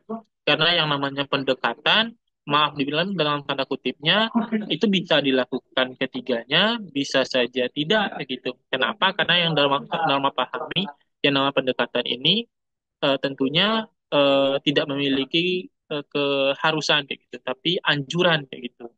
Anjurannya seperti halnya ketika kita dalam proses belajar, mengajar, perlu nih kita beberapa penguatan di prinsip ini kayak gitu. Perlu nih sepertinya untuk ini kayak gitu. Tapi tidak ada yang bakunya kayak di model pembelajaran ataupun metode pembelajaran kayak gitu. Nah, kalau kita bahas secara definitifnya, kalau kita dalam proses pembelajaran, mindfulnya itu artinya kita perlu bangun kesadaran anak. Kesadaran anak itu akan eh, nilai makna, nilai-nilai ataupun kenapa kita belajar itu. Dan juga di awal itu kita harus bangun kesadaran mereka tentang pentingnya kenapa kita harus belajar hari ini, kenapa kita bahas ini. Dan itu kesadaran itu yang harus tercipta dulu dalam proses pembelajaran. Kalau dalam kelas biasanya tentunya kita membangun suasana kelas yang nyaman, membangun keteraturan disiplin kelas yang utuh, kayak gitu, dan perlu menguatkan itu di awal proses pembelajaran. Seperti halnya ketika kita membangun mindful learning itu,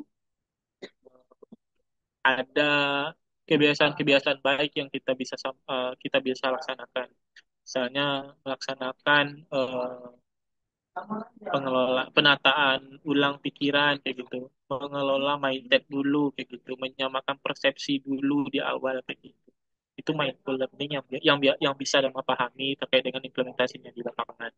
Kalau untuk meaningful learning, tentunya kita menguatkan untuk apa tujuan kita belajar pada hari itu. Tujuan topiknya untuk apa, apa yang anak kita perlu pahami eh, dari pembelajaran itu, apa maknanya dan apa konteksnya di dunia nyata itu perlu dipahami.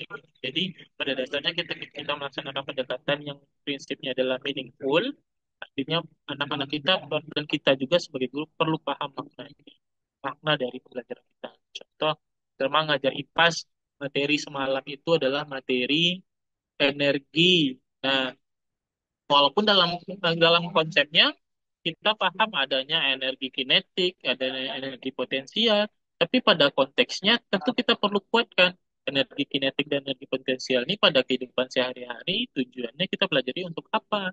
Ketika kita terapkan dalam kegiatan sehari-hari, kapan kita memerlukan energi kinetik, kapan kita memerlukan energi potensial, dan apa implementasinya dalam kehidupan sehari-hari, manfaatnya pun perlu kita kuatkan. Jadi banyak hal sebenarnya pendekat kalau misalnya kita menguatkan tentang pemaknaannya. Jadi ingat lagi Bapak Ibu semuanya, ini pendekatan, anjuran yang harapannya bisa mendukung proses pembelajaran kita tepat guna, tepat sasaran kayak gitu. Jadi tidak ada eh, kewajiban mutlaknya, tapi ini menjadi eh, support lah kayak gitu untuk pembelajaran kita bisa tepat guna, tepat sasaran. Begitu juga dengan yang terakhir joyful. Harapannya juga kita bungkus lah pembelajaran kita ini dengan proses yang menyenangkan kayak gitu.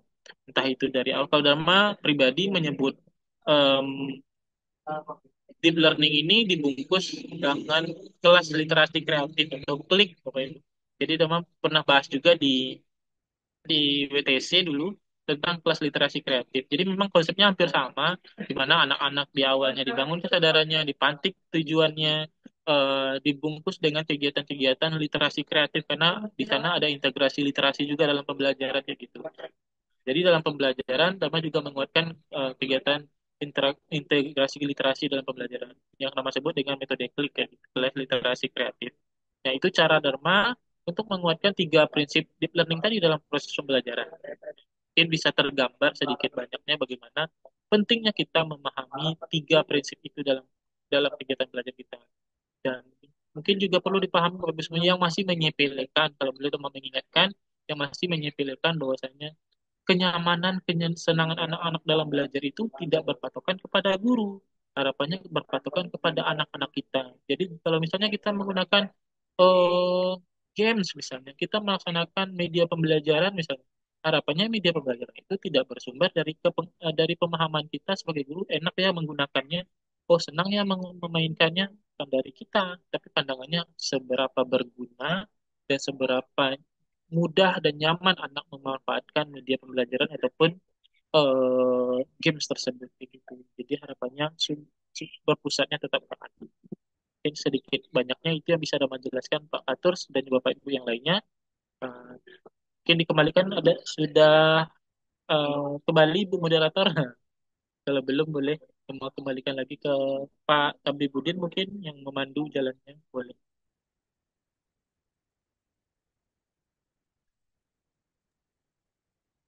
Baik, terima kasih Pak Dharma atas penjelasannya. Kan siap sama-sama Pak Atur. Sedikit Pak, jadi apa yang Bapak jelaskan tadi itu udah mengena gitu, udah masuk dalam pemahaman saya gitu.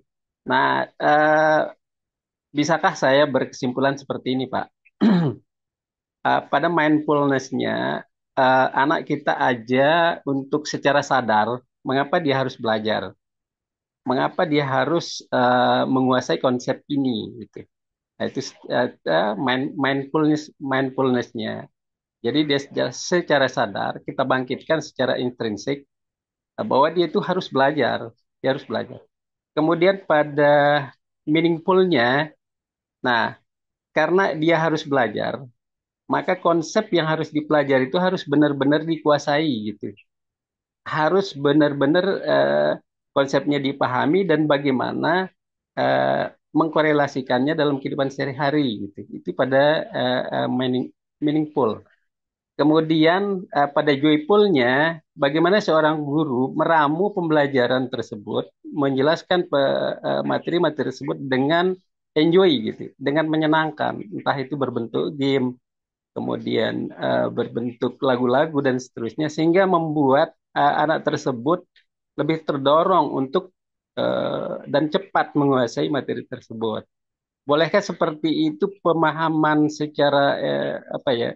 Secara umumnya, Pak. Terima kasih, Pak Dharma. Ya, terima kasih Pak Atur.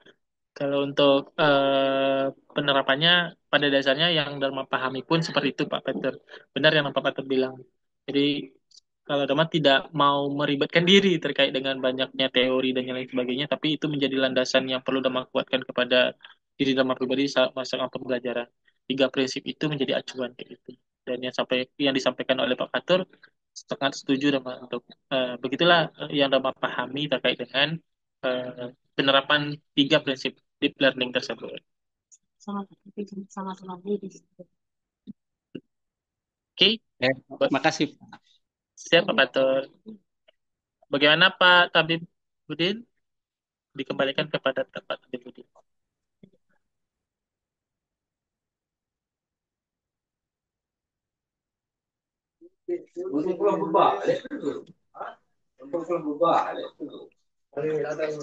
Baik Bapak Ibu, mungkin ada yang mau bertanya lagi. Soalnya moderator kita tidak bisa masuk karena terkendala sinyal. Saya ambil alih gitu. Silakan Bapak Ibu yang mau bertanya.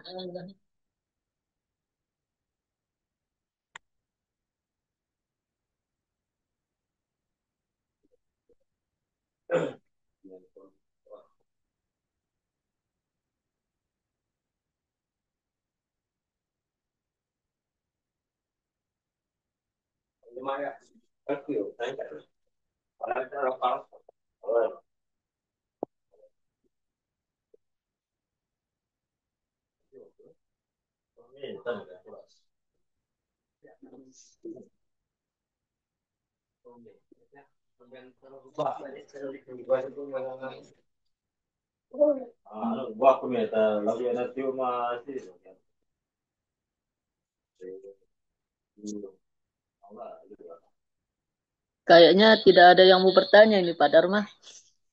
Apa mungkin sudah jelas ya, karena materi yang disampaikan sudah rinci begitu.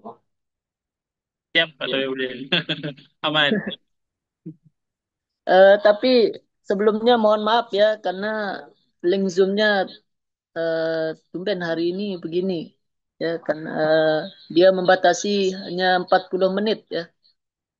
Tapi jangan khawatir Bapak Ibu, nanti kita akan gabungkan jadi satu ya videonya. biar bisa ditonton ulang.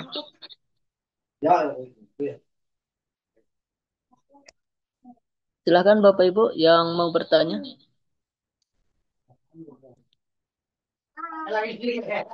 Untuk link grup WA-nya ada Pak ya.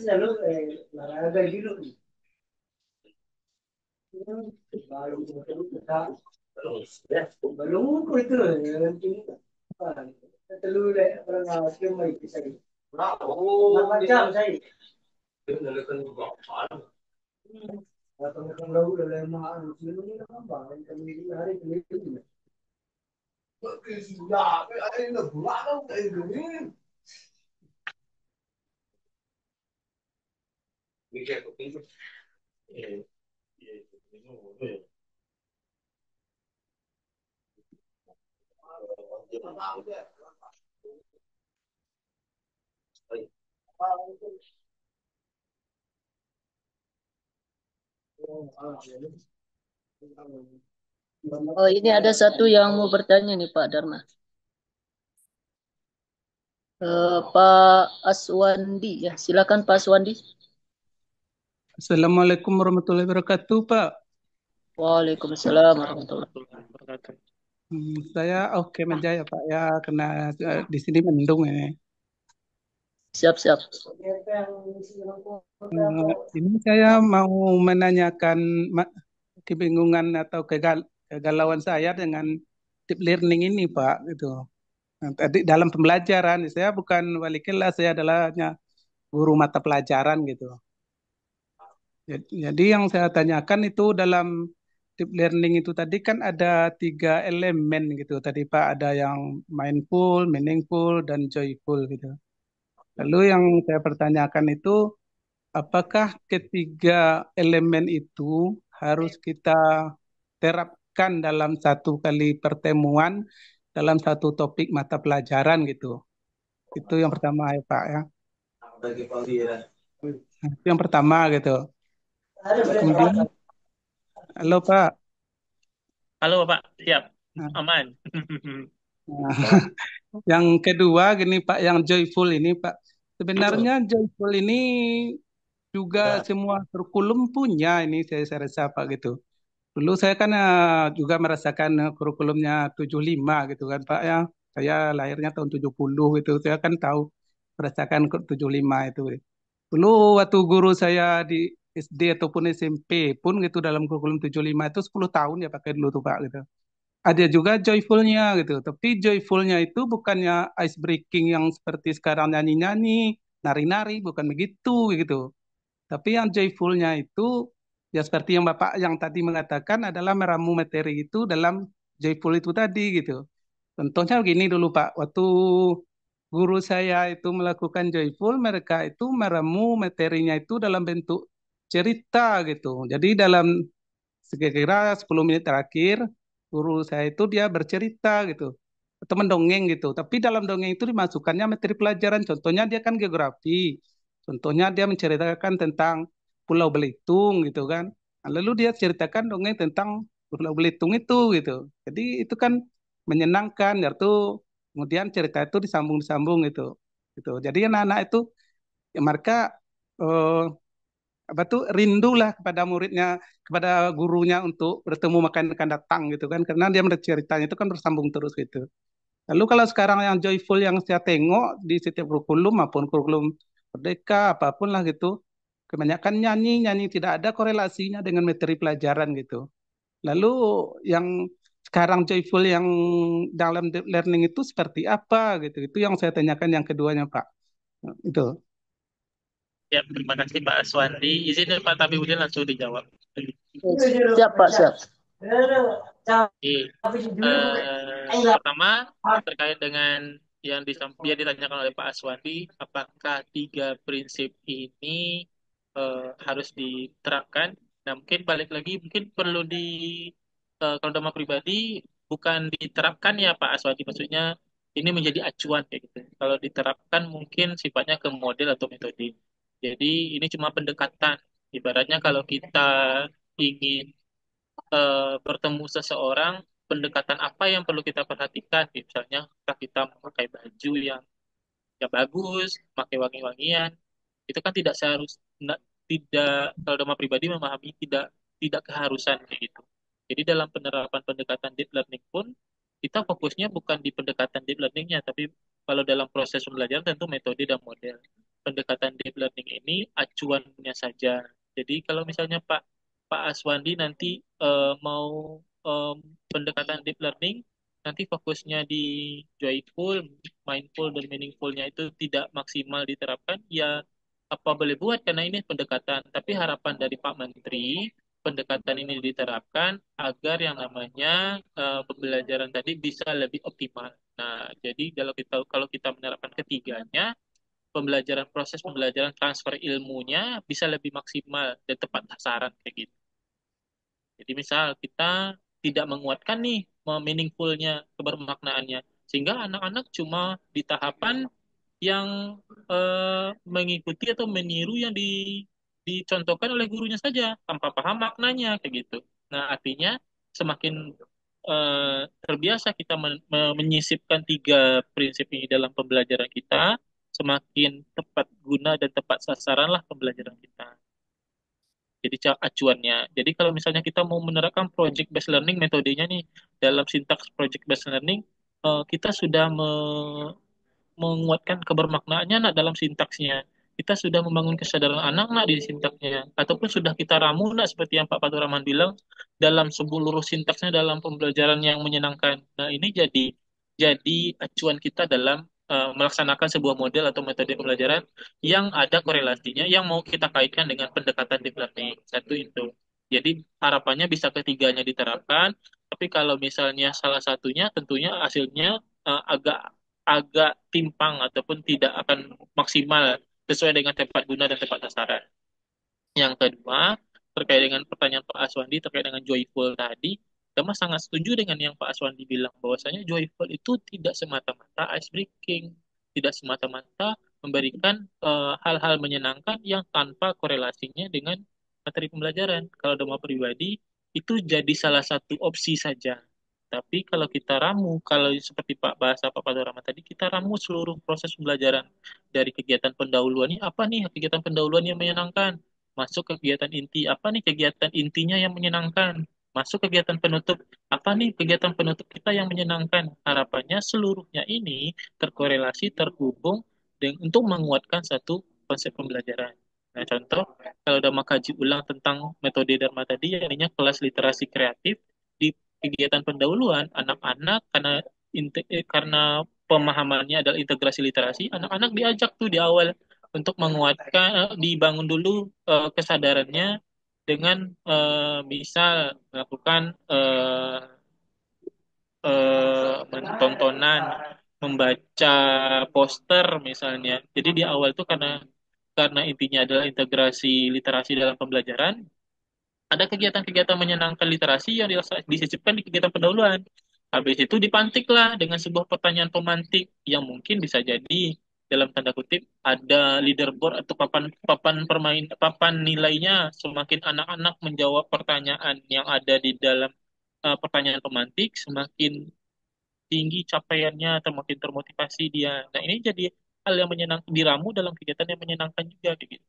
Ditambah lagi di kegiatan inti, kalau misalnya kita ada metode, ada media pembelajaran yang sifatnya ada konten pembelajaran di dalamnya, yang menarik tentunya, itu juga jadi opsi kayak gitu.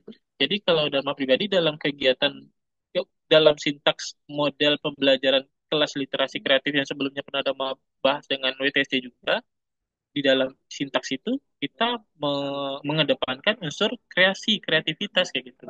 Intinya harus menyenangkan. Nah, jadi tidak cuma ice breaking di awal saja, harapannya seluruh aspek sintaks dalam pembelajaran itu kita ramu dalam kegiatan yang menyenangkan sampai kegiatan penutup pun ya, ininya kegiatan di kegiatan penutup, bagaimana kita menutup pembelajaran yang menyenangkan? Entah kita laksanakan evaluasi yang menyenangkan, entah kita bisa laksanakan sebuah eh, kesimpulan pembelajaran yang lebih menyenangkan, kayak gitu. Entah kita laksanakan refleksi pembelajaran yang lebih menyenangkan, kayak gitu. Metodenya dikembalikan kepada Bapak Ibu semuanya. Banyak referensi di internet, banyak referensi di webinar terkait dengan kegiatan-kegiatan yang menyenangkan. Tinggal kita bagaimana mencari sumber-sumber itu, mengolahnya, meramunya dalam sebuah proses pembelajaran. Seperti itu sih Pak Aswandi. Mas setuju sekali dengan joyful itu bukan tentang nari-nari dengan nyanyi-nyanyi yang asal-asalan begitu saja tanpa ada makna. Tapi harapannya memang terkonsep dan terukur kayak gitu untuk menyenangkan. Itu saja mungkin dikembalikan kepada Pak Aswandi dan juga Pak Tabibudin. Terima kasih. Iya, permisi ya Pak ya untuk menguatkan.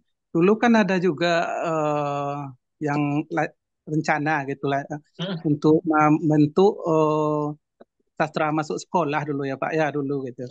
Jadi saya rasa kalau itu lagi jadikan sebagai joyfulnya itu bagus sekali gitu saya rasa Pak gitu. Karena kalau sastra itu masuk sekolah dulu-dulu itu kan guru-guru dulu itu dia pandai ceritakan di akhir ujungnya dia Iya pandai Pak. juga menulis gitu. Itu kan Pak ya. Jadi sekarang itu kan untuk menulis literasi itu sekarang kan susah ya. Bandingkan guru yang 75 dulu itu semuanya pandai menulis tuh, apalagi dia pandai bercerita gitu. Sekarang yang bercerita itu guru yang paling sulit sekarang ya Pak ya. Kadang ini ya Bapak, itu terkait dengan kompetensi guru public speaking. Jadi semakin baik guru public speakingnya, semakin banyak juga bisa mengolah informasi, semakin banyak juga kadang kan, maaf dibilang ada beberapa oknum misalnya datang ke sekolah maunya pembelajaran yang bermakna dan lain sebagainya, tapi tidak mau banyak berkomunikasi kayak gitu. Cuma terfokus kepada media pembelajaran. Sedangkan media pembelajaran itu digunakan dengan komunikasi yang efektif kayak gitu dan guru belum memfasilitasi itu terhadap kompetensinya. Jadi sebaiknya juga guru-guru belajar juga untuk menjadi storyteller ataupun storytelling yang baik, yang menyenangkan untuk anak. Karena pada dasarnya cara semakin baik komunikasi kita kepada anak, semakin tertarik juga anak terhadap proses pembelajaran kita. Kayak gitu. Benar, Mas, sepakat juga dengan Pak Aswandi. Storytelling, public speaking itu menunjang sekali dalam kegiatan keguruan. Terima kasih, Bapak. Terima kasih kembali Pak.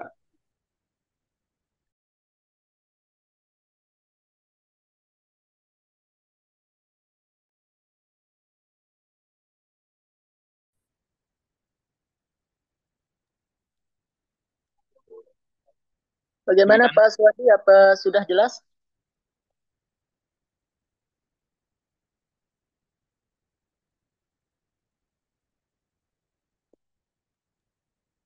Sudah jelas kayaknya Pak Bib. Oh, nggih. Sedikit Pak Bib. Oh, nggih. Sudah. Ya. Sedikit sedikit aja Pak Dharma ya. Boleh, Bapak. Ya, Pak Aswandi mungkin masih ada di room. Kita sepantaran mungkin Pak ya, kelahiran 70 gitu. Nah, jadi memang kami Pak, kami umumnya yang lahir tahun 70-an gitu. Saya lahir 72, lebih tua Pak Aswandi 2 tahun kayak. Nah, kami eh, karena melewati beberapa kurikulum gitu. Mungkin generasi saya ini pendapat umum belum tentu juga benar. Sering membandingkan eh, kadang-kadang ya ada stigma negatif dengan kurikulum yang sekarang gitu. Baik dari sisi pembentukan karakter maupun eh, output lulusannya gitu.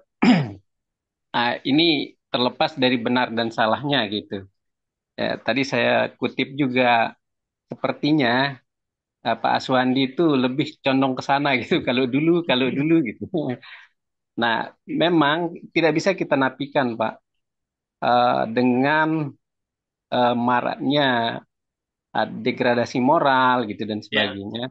Tentu tentu ini kita semakin eh, terdorong untuk membandingkan gitu.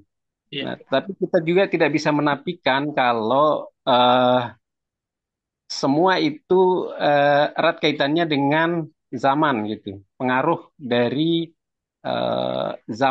zamannya anak-anak yang sekarang. Kalau kami dulu itu tidak banyak yang mengganggu gitu, tidak ada gadget, tidak ada tontonan-tontonan yang ini. Nah, jadi fokus pada Belajar.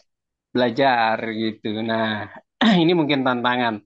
Nah, sehingga kadang kita sebagai guru memaknai joyful itu hanya menari, menyanyi. Jadi sehingga ada orang memiliki stigma pada guru-guru itu, "Oh, kok guru bisanya joget aja, anak-anak joget aja gitu." Nah, ini mungkin perlu kita Luruskan. refleksi, kita luruskan, Pak ya. Nah, ini memang kita tidak bisa membantah kalau itu anggapan masyarakat gitu. Iya. Jadi seolah-olah anak-anak itu diajak nyanyi aja, dia nari aja gitu. Nanti pulangnya tawuran gitu malah. Itu mungkin Pak ya, salam salam kenal Pak Aswandi, kita seusia kayaknya. Iya, iya.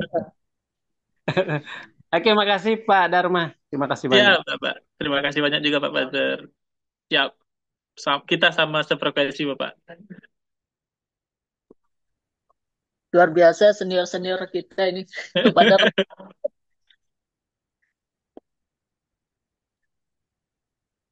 tidak ada lagi Bapak Ibu yang mau bertanya?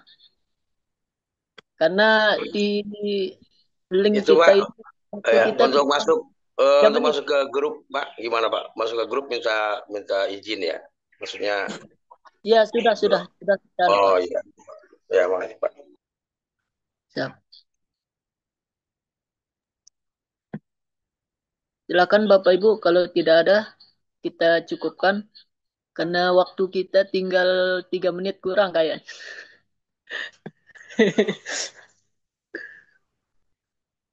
Kalau Ya, mati kita masuk lagi begitu kan. amatiran ini. Ya nanti kita perbaiki linknya Pak Dharma. Nanti kita jadwalkan lagi ya ke depan.